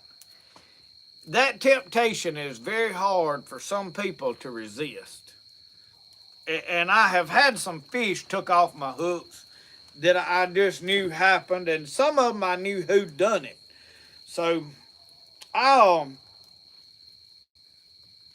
but as far as people like coming in on you now what we're developing here now is this place is getting popular for squirrel hunting with dogs because it is a lot of hardwood, and as long as it's dry and you can get around. Now, if it rains and fills all the creeks up, you can't hardly go nowhere. Everything's, you're just limited to where you can get to unless you got a boat.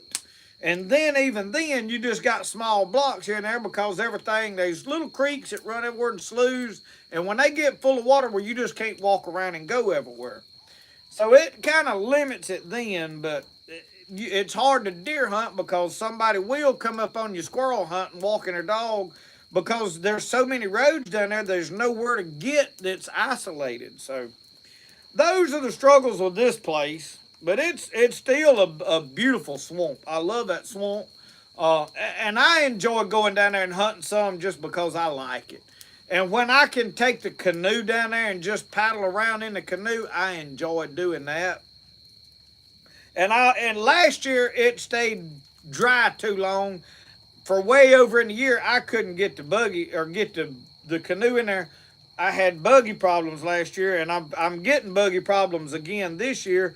So I'm fixing to have to put it back in the shop and break it down and put some new bearings and some new joints and stuff in it. So, my iPad is telling me low battery.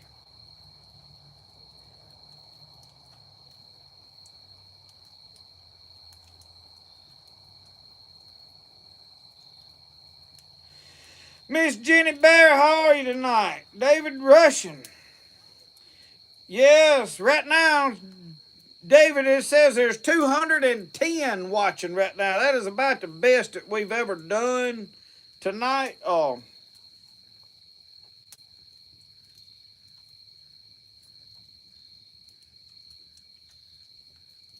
I have got to get my smoke pole out and shoot it. Like I told y'all earlier, some of you just tuning in, I am going to get my muzzle loader out this week, and I'm going to load it with 80 grains of powder, shoot it 3 times, 90 grains of powder, shoot it 3 times, and 100 grains of powder and shoot it 3 times. And we're going to see what we get there. And if it don't do better then, I'm going to shelf it. We're going to pull out the Buffalo Classic. And then I'm going to get it. I know I can shoot with it. And then probably later in the year, we're going to get the Marlin Lever Action 45-70 out and shoot it. I want to hunt with it this year. So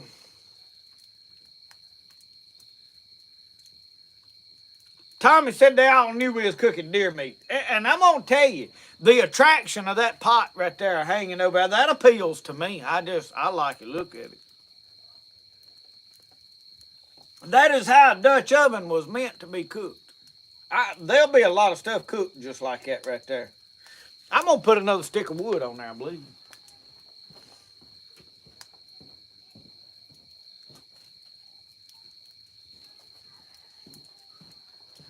I'm going to see about putting it back toward the back. We may do something else fun here in a minute.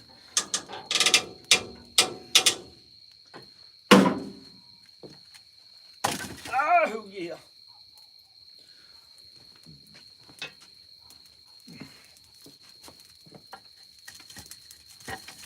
There we go.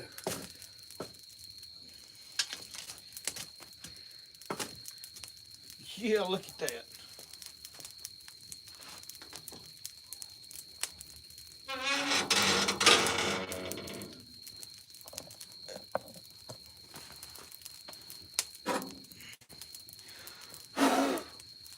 Blew all them ashes off of there.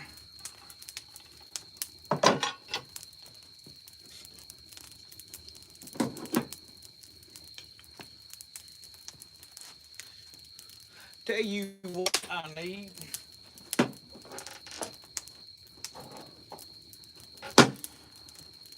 What I need is right here.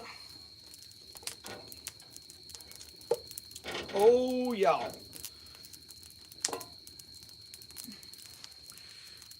Oh, look at that.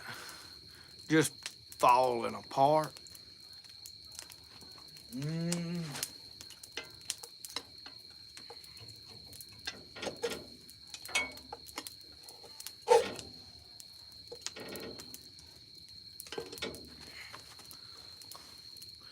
Look at there.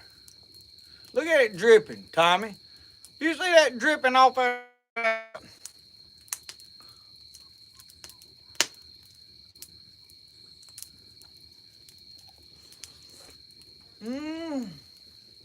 Hot.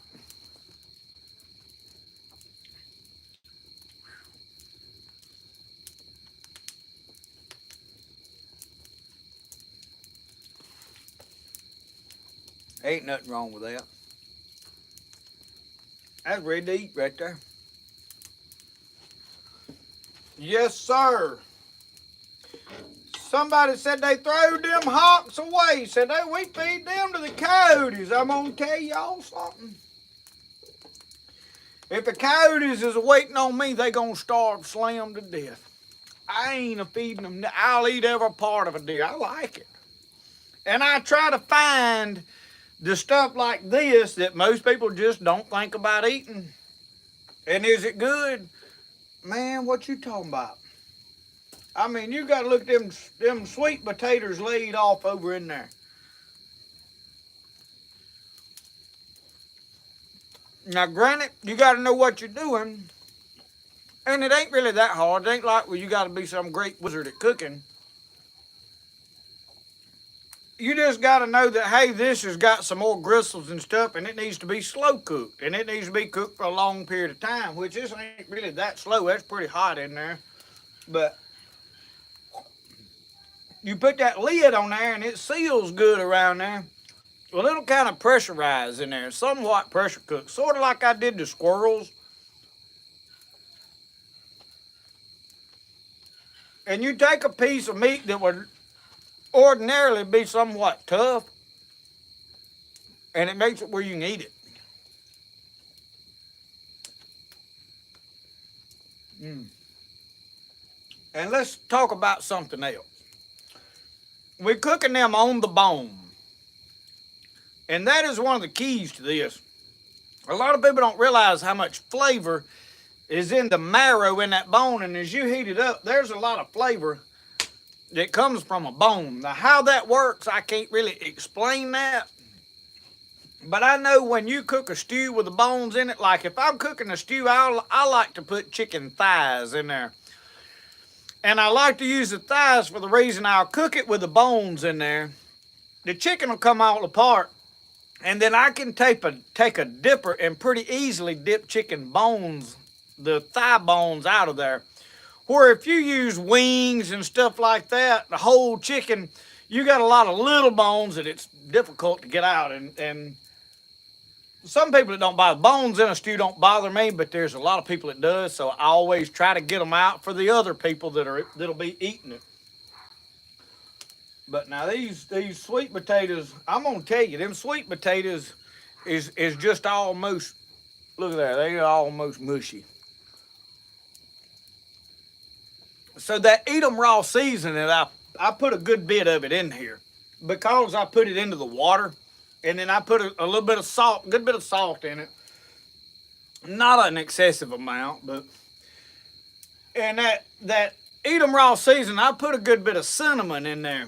Well, that cinnamon is one of the secrets to go with these sweet potatoes. Oh, I gotta have another bite now. I know y'all. I hadn't sat down the plate and said the grace yet, so please forgive me for that. I try to always say the blessing before I eat a meal. I am right now just kind of snacking, I guess you'd call it, which probably ain't probably justified.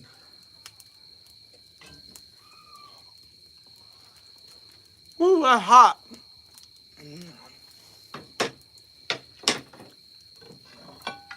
So, we're going to put the lid on this and let it cool off a little bit where we can eat it. Oh, I got something else I want to do.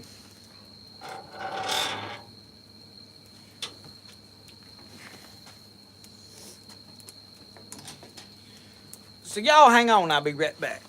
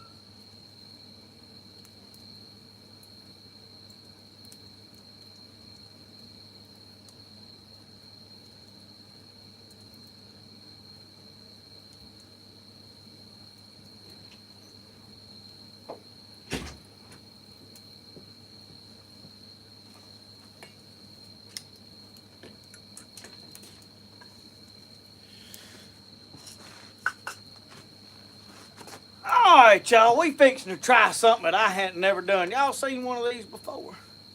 Yes, sir. Yes, sir. Just heating it up to burn any spiders and anything like that may be in there out. Y'all know how that old stuff get. Been hanging up out here for a while. Yep. It's got a big old spider web right off over in that end right there. We're gonna burn all that out, clean it up good. I got a, let me go get my wire brush. What I need to do.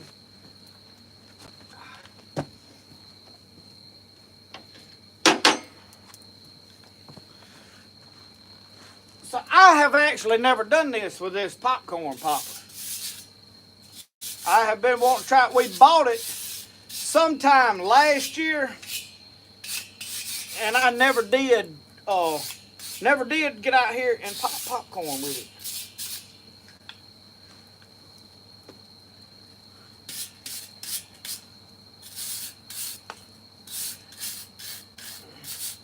That thing's been hanging on that nail, so that's why I'm scrubbing at it.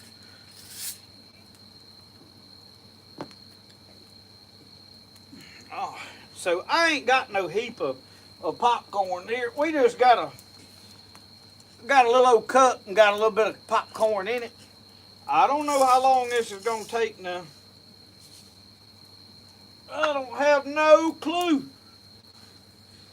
But I do know there you gotta put that thing together good.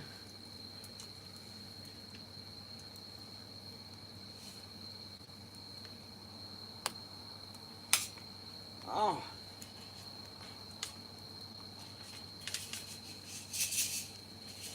Oh, it started coming out the side there.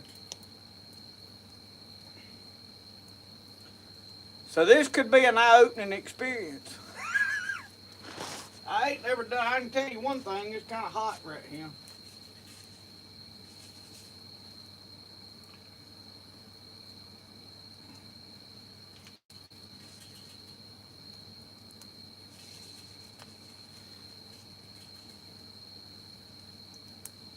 I know if you do it in a bowl or something, you're supposed to put some oil in there. But with this thing with the holes at the bottom, I don't know how you go about putting any oil in it. So.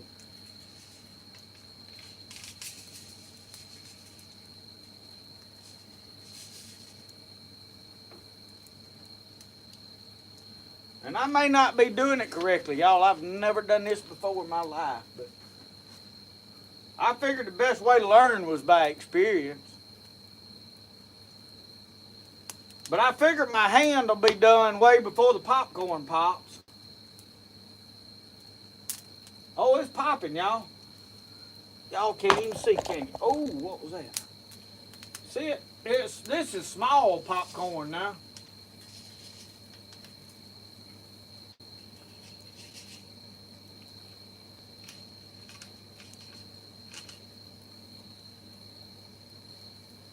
Well, it quit popping.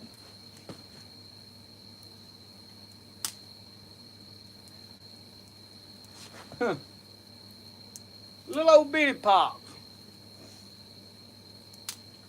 Probably what I need to do is tear open one of them sacks of Orville Redenbachers and dump part of it off in there.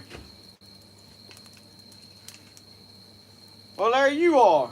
Oh, he came running out. Yeah, what we pop? Look at him. You see that popcorn popping? Yeah. You ever seen such as that? Yeah. Roscoe, get A. He went fast as he could, but I opened the door and he came out. I'm afraid what's done popped is gonna burn slam up in there. It's a popping. Yeah. We're getting me some regular popcorn. You gonna get you some regular popcorn? This ain't regular. No, that's gold. Oh. That's mega. My hand about to cremate. That's mega popcorn. I think it needs a longer handle. What do y'all think? Oh yeah.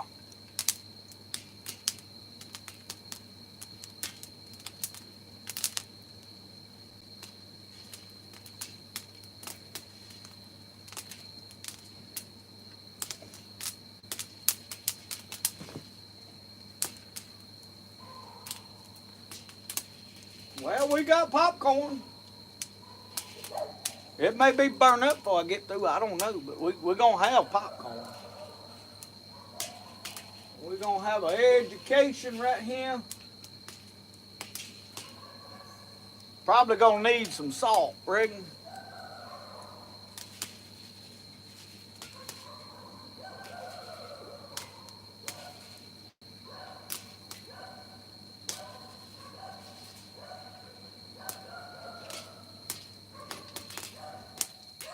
Come here and look at it, son.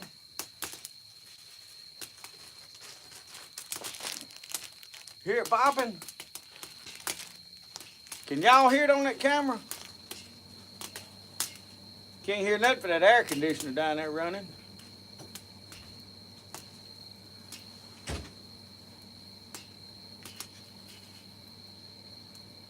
All right, that's enough. My hand about cremated.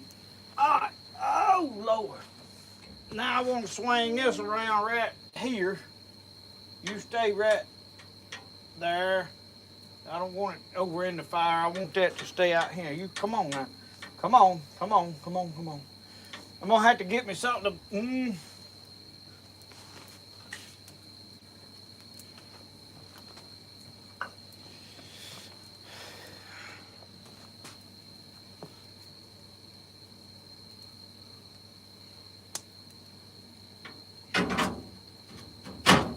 That solved that, didn't it?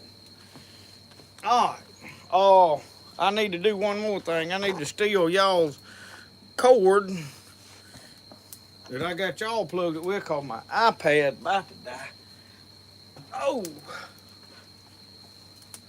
We're going to get into this popcorn over here. It says battery is dying because I ain't checked no. Here come Roscoe. Close. Yeah, we're down to 3%. Well, well, well. Y'all. So look at him. That's the first time for me. Now, I have never done this before, but now we'll most definitely be doing it again and try to improve on the situation. But now we got popcorn. There ain't no doubt about that. I'm on. Now, I feel like some of it's a little burnt because it's a little brown. But it ain't bad, honestly. I'm going to get some salt and sprinkle on it. I'll show you.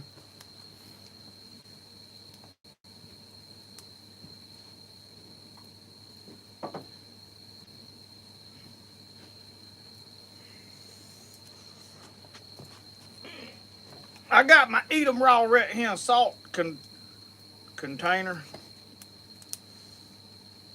Oh, that ain't salt, that's pepper, ain't it? It probably won't hurt that, but we don't want that. Here's the salt shaker. They ain't wrote on there what's what. I need to wrote it on there. They've been out here till they about got rusted on the top. All right, we don't want to go heavy now. Put my lid back on there.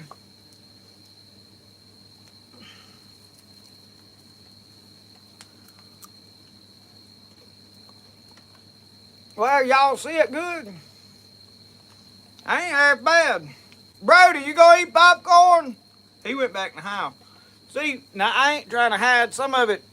See how brown some of that turned? It's all right. But now the what popped later that I didn't probably burn over the flames, pretty good. I give Roscoe some, but Roscoe ain't much for popcorn. I give him some out there the other day, and he didn't. I throwed it on the ground. What y'all looking at? Look, I'm over here.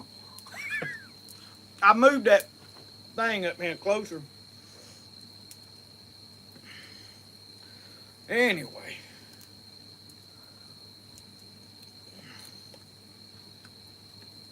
No butter, David. I ain't had none with me. I marinate some out under. Now what you got? Yeah, try some of mine.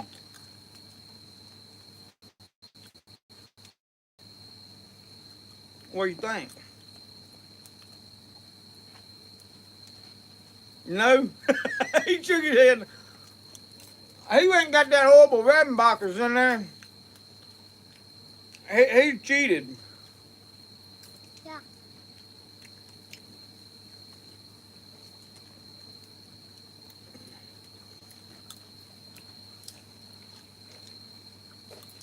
We turn that camera around there for you. Yeah, let's see if we can use our popcorn thing. Oh, it's slow. I'm gonna turn the tripod over. There. It don't knock my coffee behind you over now. You see all this? This cord. Don't get tangled up and all that. Well, yeah, that burnt spider was good, JL. He really hit the spot. I think he popped too. I seen one of them legs go sailing the other way. Oh, we got one of these popcorn poppers at the cabin over there, and you know we have never used it. It just hangs on the wall over there. And I think they bought it with the intentions of popping some for the grandyoungins, but we always so busy doing so we don't never think about it. Probably the biggest problem is we've never bought popcorn to carry over there. Well, here not long ago, I told Michelle we was in the grocery store. I said, I want to get a sack of that popcorn because I want to try it in here. But now, you can tear open the regular sack and pour some of it in there and it'll do the same, I would assume.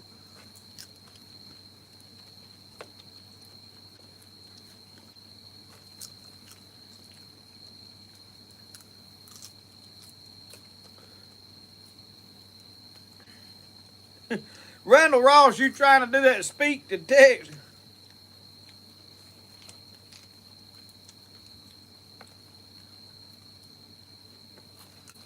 Mike Reed said my muzzleloader shooting problems. I was shooting with the wrong hand. I don't never see much out of Mike Reed no more.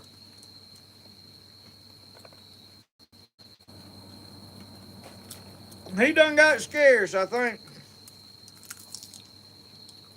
Well, we ain't gonna be able to talk for stuffing our heads full of this popcorn, are we? It sure shut you up. If you need Brody to be quiet, you got to give him a bowl of popcorn because that's the only way you can get his lips together.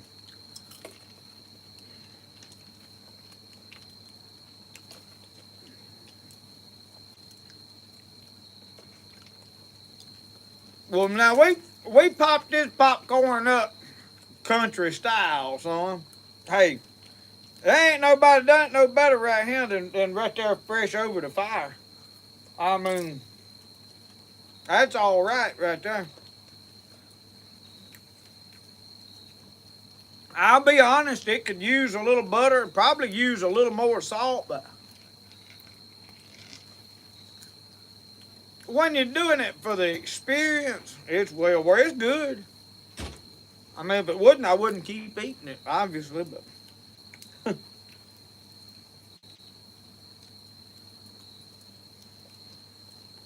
Randall Ross said that talk to text didn't understand cornbread and hillbilly.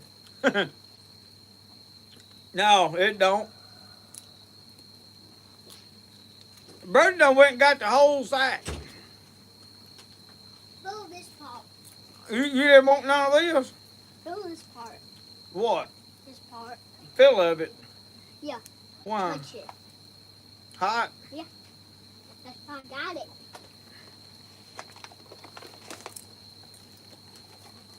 Philip said to pop it in sausage grease.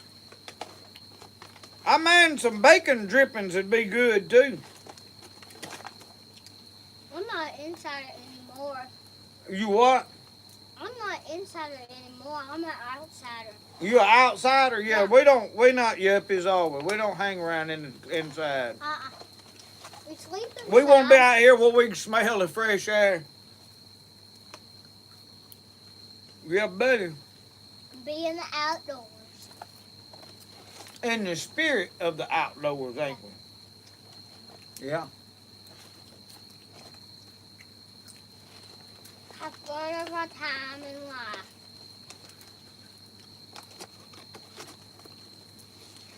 use a carbon steel wok to pop my popcorn. That ain't a bad idea. I got a disc blade over there that'd probably work if you had a dome, you know, to put over it, keep it from flying out across the yard somewhere. You had to watch you be popping it, man. That popcorn go to sailing. I'm gonna try another one though. No, Randall Ross, you can't go wrong with bacon grease on nothing, and you can't ruin nothing putting bacon on it. You want one of mine? Have at it there, little buddy. That's just right. It's getting better than that. Getting better by the minute, ain't it? Yeah. Well, you done got scooched over there. He keeps getting further and further than out of the camera. You can't even see him over there.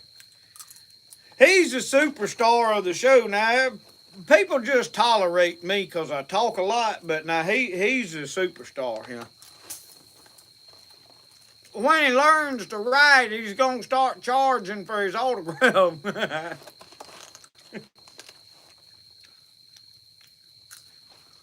Well, I just dumped that everywhere.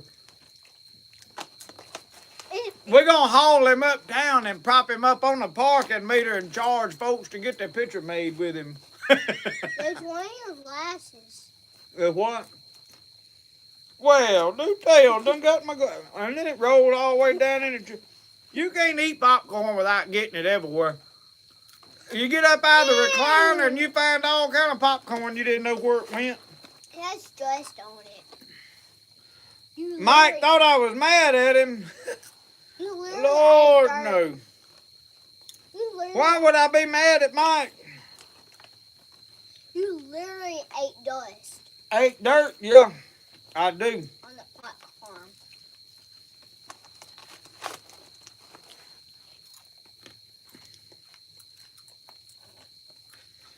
That thing with aluminum foil like the Jiffy Pop. You mean that twisted looking contraption that expands when it pops? I remember, I ain't never used one, but I've seen video of it.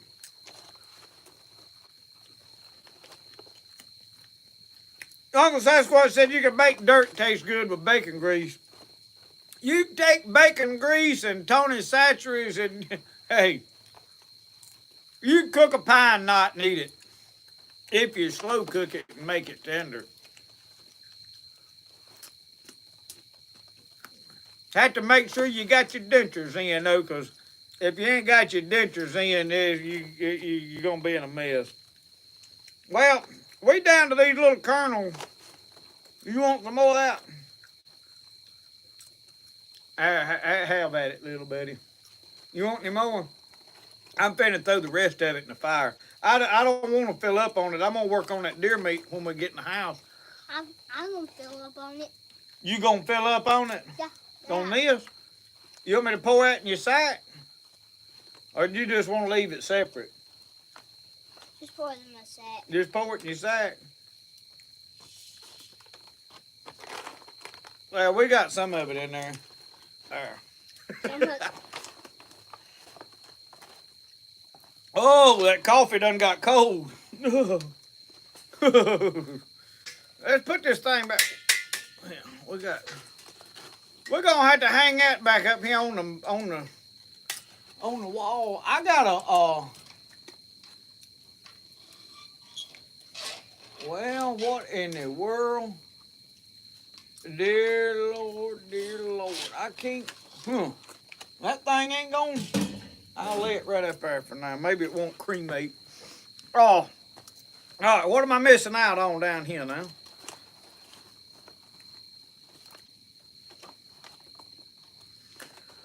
So Mike thought I was mad because he said something about me shooting left-handed. Lord help, I don't get mad about little stuff like that. No, sir. Mike ordered no. He probably. I hadn't watched any of his videos lately, and it ain't because I ain't watched nothing. I'll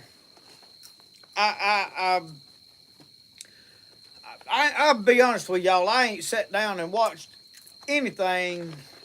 In fact, it was a couple of days, Uncle Sasquatch, before I watched your video. But I've been so busy. We've had so much going on. We had the funeral this week.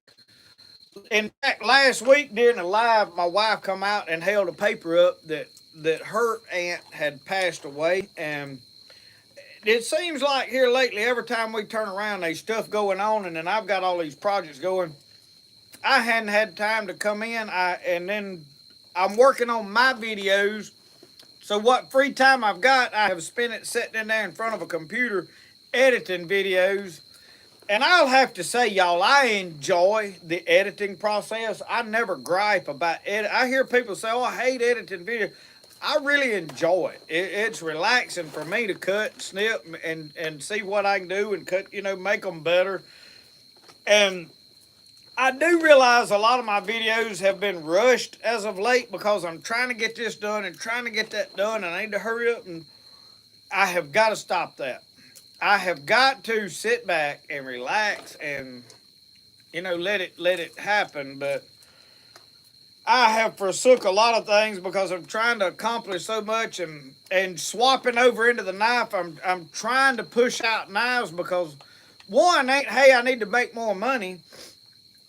I feel like, well, I got these orders. I need to get these people their knives. They're wanting their knife, and it's more about that than it is.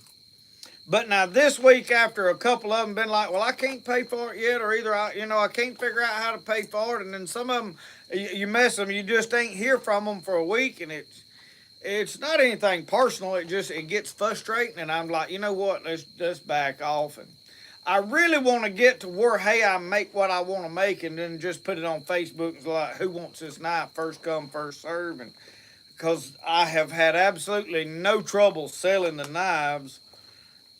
I am getting low on saw blades, and I have made a few out of concrete saw blades. I have got a couple of blanks cut out that I need to get ground that I wanted to send out to a couple of people. I had a couple of people picked out that, hey, I'm going to just send you a knife and let you use it, and you write me back, tell me, hey, does this still hold up? And they're out of concrete saw blades, and I do think they're going to hold up very well, but it's cool enough now. I want to start forging. I have yet to get to fire the forge up until today, and I fired it up to forge this hook on this cooking pot. And so anyway,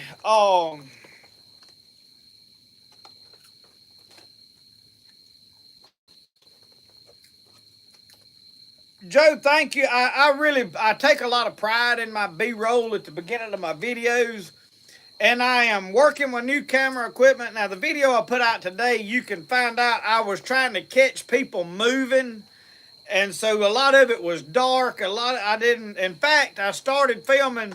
One thing, I had my DSLR, and we was in Brody's Jurassic Park theme of our costumes. So I really kind of took the camera as a prop for me, looking like I was safari taking pictures or whatever.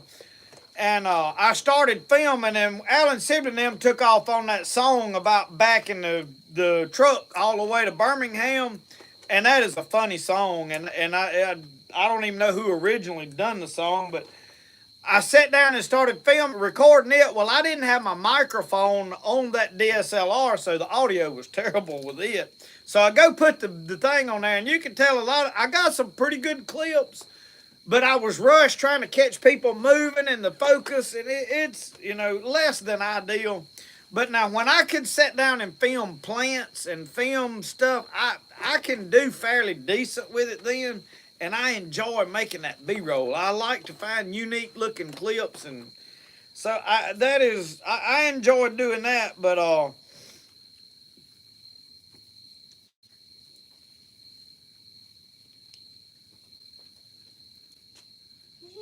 more wood. Randall Hayes said, how can I order that shirt? Look on my Etsy store. In most all of my videos, if you'll go down into the description, there is a link to Southern Mud Pottery. There's a link to the Etsy store, and there's a link to the Amazon affiliate. So what the Amazon affiliate is I just get a commission off of Amazon products. If you order it through that link, it's stuff that, and I just share stuff that I use. And what it is, hey, I've tested this product, and it is a reputable, it's a good product. It's not about, hey, I'm getting something. I get a small commission out of it. And Brody's over here trying to put wood on the fire, and that pot's in the way, and I'm gonna have to hit him. Hang on, buddy.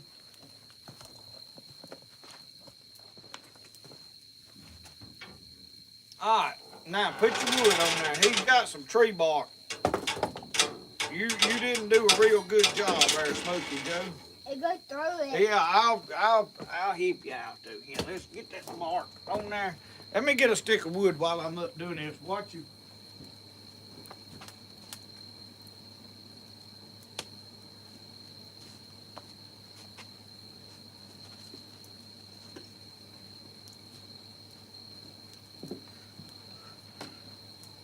We had done about food around and let it go slam out, ain't we? Yeah. Ah, I want to get some more tree bark. that's good enough. We don't need no more wood, buddy. Come get in your chair.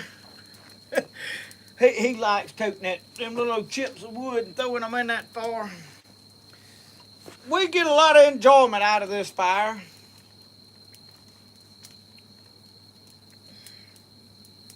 I just like watching the fire burn off the stuff.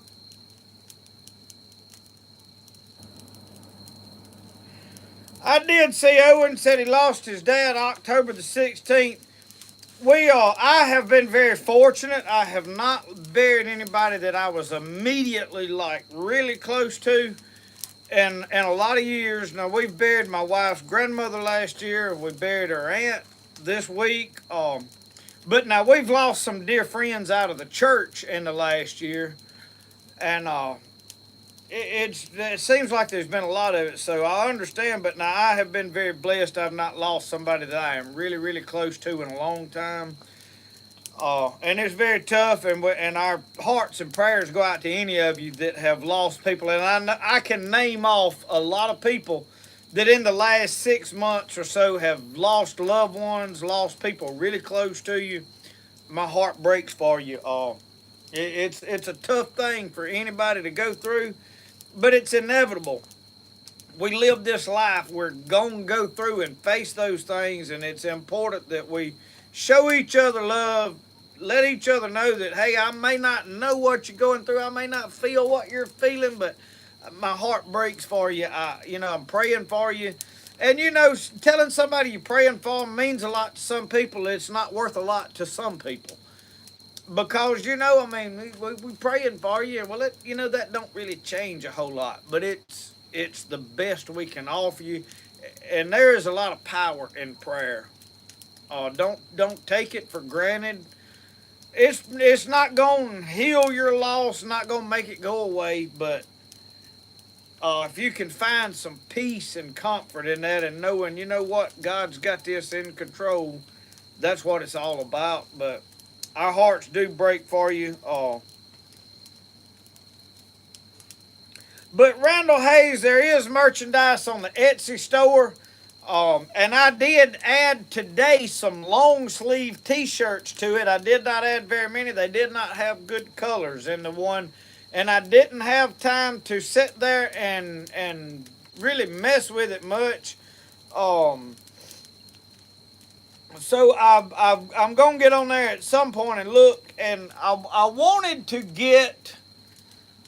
get a shirt that is like a button-up shirt, but there's one flannel shirt on there that I can put a logo to, but it's like $60-something, and it's hard for me to tell about the quality of the shirt. If it's a $60-70 shirt, it needs to be a really. What I would love to do is I'd love to go up here and buy some of these Mossy Oak shirts and get an orange logo stamped on the front of them right there. That would be ideal. We have a Mossy Oak place up here. And I don't know, that may be something that at some point I could make happen. I don't really know. We've got one of them heat press things, but I don't have all the machines to cut a lot of that stuff. We got a silhouette machine. We can do the vinyl, but that vinyl, I've seen it peel off. I don't know. But anyway, Oh, and Brody's gonna have flames coming out the chimney before it's over with. I like the flames coming out the chimney. Yeah, I'll get it over here where y'all see what he's into. He's sitting there. His mama's real proud of him. Because I'm sure for church by Sunday his hair will smell so much like smoke. Here she comes to holler at him. Here she comes. She's fixing to scold him. I'm not going to get on the camera, but I'm going to let you. This is some pottery that I've restocked on the website for Christmas. Southern mud pottery. How come you're not going to get on the camera? Well, I got my pajamas on. Well, sir. They can't see that. That screen is so lit up. Blurry. Yeah, you can't Well, see I got that. these. Hand me that. Get that phone. But I got Yeah, throw it in there and burn it, son. Pottery, Christmas pottery. Y'all look at that fat little bird. So if you hadn't got on and found Southern Mud Pottery, we link all the pottery. The pottery is, you can't even. Let me tell them how we're doing it. It's stamped right there on the bottom. So through the holidays, I'm just making pottery. As I make it, I'm doing restocks and I'm adding it to the website. Everything is not on the website through the holidays. So as I make stuff, I'm putting it on there, and then I'll get on there and do like a big restock until everything that's on there sells out. Put that in there and don't put them on. What I've got on there right now is stuff that will be coming out of the kilns this weekend to ship out next week. So, but this is just a few that I unloaded today. But y'all can go on there and look if y'all want Christmas pottery. So the next big seller thing that we do a lot of at Christmas is ornaments. If you want, how much are ornaments? Are they on the website? There's not any ornaments on there right now, but I've got a whole bunch made up that I'm going to be painting this week. So, ornaments will come. Typically what we do is a round ornament with designs painted on there. Are you doing anything different? See, I'm making knives. I ain't even getting to help her. And somebody requested some of the fat bottom mugs. I have got to go one day and just make a pile of these fat bottom mugs. I don't know when that's going to be. I've got some red bird ornaments, some round ornaments. She does a manger scene ornament that is real popular, but they'll be on the website when. I'm going to load those next week sometime. So if they follow my social media, I keep everything updated. If you Southern Mud Pottery is on at southernmudpottery.net, and hopefully is Lisa in there? No, she's gone. Her boyfriend come get her. I know she just went to town to her. Anyway, Lisa, she's got her a boyfriend now. Good for her. But anyway, Lisa is supposed to be building me a website. We're going to try to get a Spirit of the Outdoors website. It will be spiritoftheoutdoors.net, I believe. Somebody bought spiritoftheoutdoors.com and they want to charge me several $100s to try to get that domain. And I'm like, no, you can have it, because I mean, I'm not going to just be picking up random traffic anyway. It's going to be people through this YouTube, for the most part, buying stuff off of it. So I'm not going to be worried about the domain name.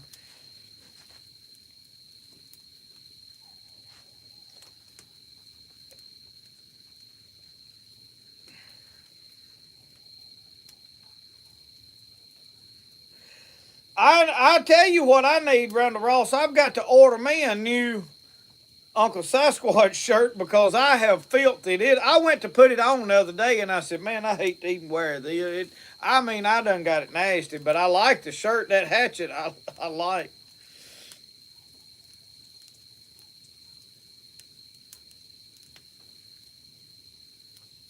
Deaver, you'll get you a deer tomorrow. Oh.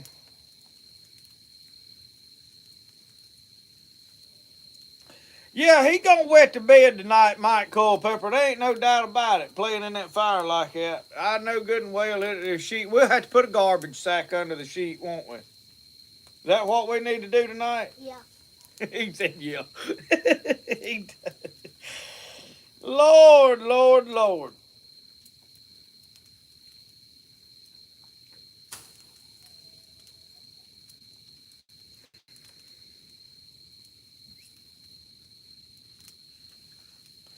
Gordon May, you're exactly right. I've told people on this channel that, you know, I get a lot of people that may, hey, I want to send you this. I want to, you know, they want to contribute is what it is. It's never about the stuff. And the greatest thing that I think somebody can give me is if you'll honestly pray for me, because especially with the teaching and doing Bible study, I have watched God.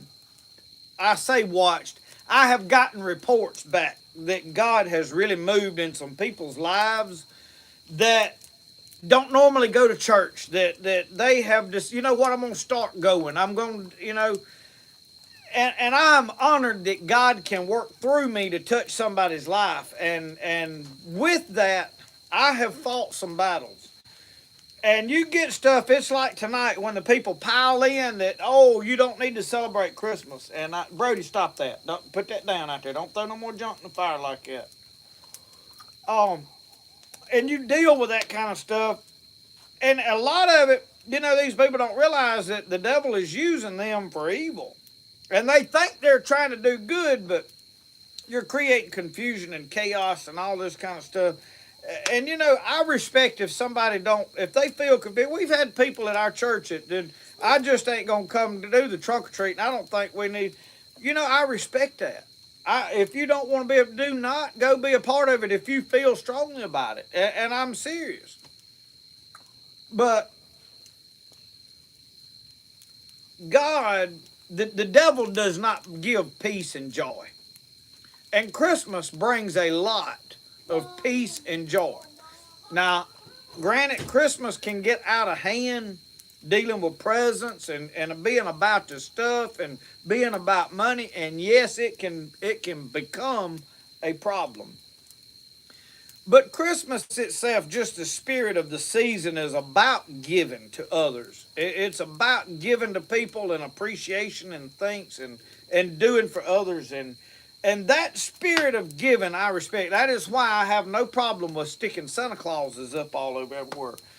Is it pagan? Is it this? You know, there's so much history going back, you can find something wrong with everything. The biggest problem we've got is religion itself, for the most part, because there's a lot of religion that they have no idea what they're teaching. They have no idea what they believe. They just you know,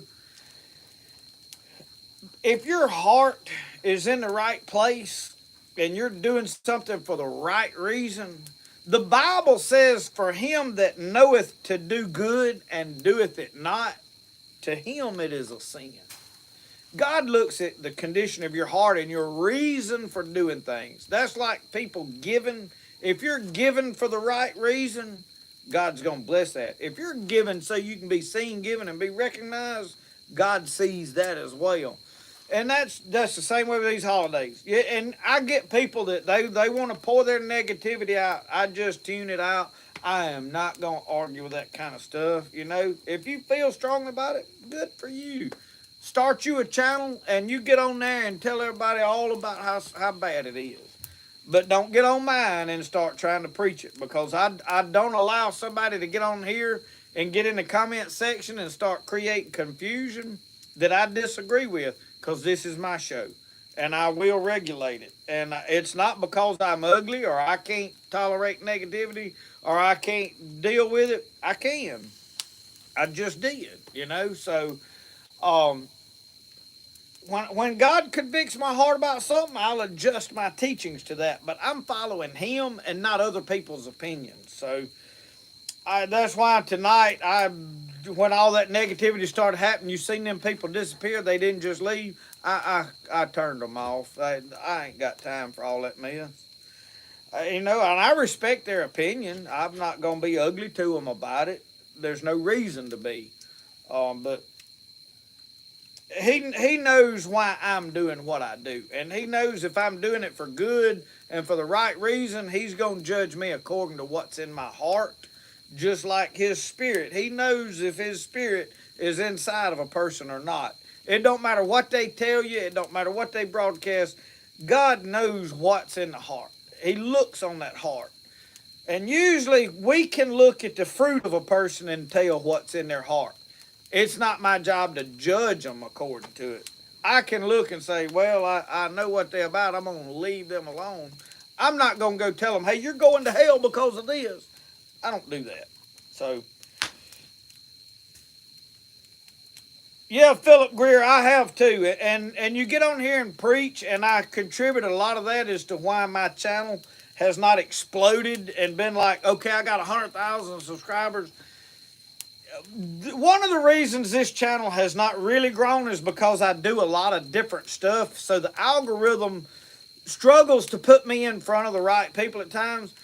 And there's a lot of people that, oh, well, they love gardening or they love medicinal plants, but then when you start hunting and fishing, they're like, oh, I don't want to see these animals die, so they tune. So you lose a lot of people that may really be following another channel that just sticks to this one thing, because a lot of people are very easily offended. They don't know how to enjoy the parts they want to enjoy and then kind of look away to the other. I don't have a problem doing that, but there's a lot of people that, oh, if you do one thing that I disagree with, I don't want nothing to do with nothing you do. It's like with politics. Well, if I find out you vote differently than me, I ain't going to listen to you, watch you, or buy you stuff or nothing. And you know, there's a lot of us sitting here today that November the 5th, we may vote a little differently than each other. There's no reason that we can't get along, enjoy the things about one another that we do like, and just understand that, hey, we look at life a little differently than the other person. Don't mean I agree with you. I don't have to agree with you. I shouldn't agree with you if I feel strongly about something a different way. You know? So that's one of the reasons I try to leave politics out of everything here, is because there's no reason to alienate a whole side and a group of people that might enjoy my content just because I want to harp about who I want to vote for. That don't mean if you've got a channel and you want to talk about who, you do what you want to on your channel, and you know, I mean, that's all well and good. It's just not how I want to present, because number one, my number one thing is I'm going to push Jesus Christ. That's my number one goal. And then I want to do good and help people. And then if I can put a smile on your face and entertain you along the way, then that is a plus every time. I like to make people happy, make people smile. So, no, Uncle Sasquatch, I didn't accidentally turn Tommy off. I like old Tommy, and that's why when they started piling on him, I had to shut them up. I have to say, old Tommy has come to my defense several times in the comment section, and when somebody does that for me, it speaks well of them and lets me know that, hey, I've had them come to my defense on Facebook. Facebook is where I pick up the most negativity, and it's because a lot of my reels are go viral, and you pick up a lot of people that don't normally watch your content and know what you're about. They just see one reel and they say the first thing comes to their mind, and usually they ain't no education or intelligence to it. So, you know, but yeah, Jeff Busby, I slowly find people that, hey, I love everything you do. And there is a lot of people out there that love everything I do. So for this channel to grow, I need you to share my videos. I need you to tell people about it, because that's the only way people are going to find me. The algorithm is really not trying to help me. I occasionally have a video that does well, but it's just not, you know, we ain't hit that 100,000 subscriber drive yet to where for a while I thought, well, man, we'll be there before long, but then it tapers off, but I'm okay with it. I am not here trying to see how big a channel I can get. I mean, if it grows, it grows. If it don't, I'm doing this because I enjoy doing it. It's like tonight. It's 9:30. I usually shut this down at 9, but I enjoy sitting here with the fire going, talking, chit-chatting.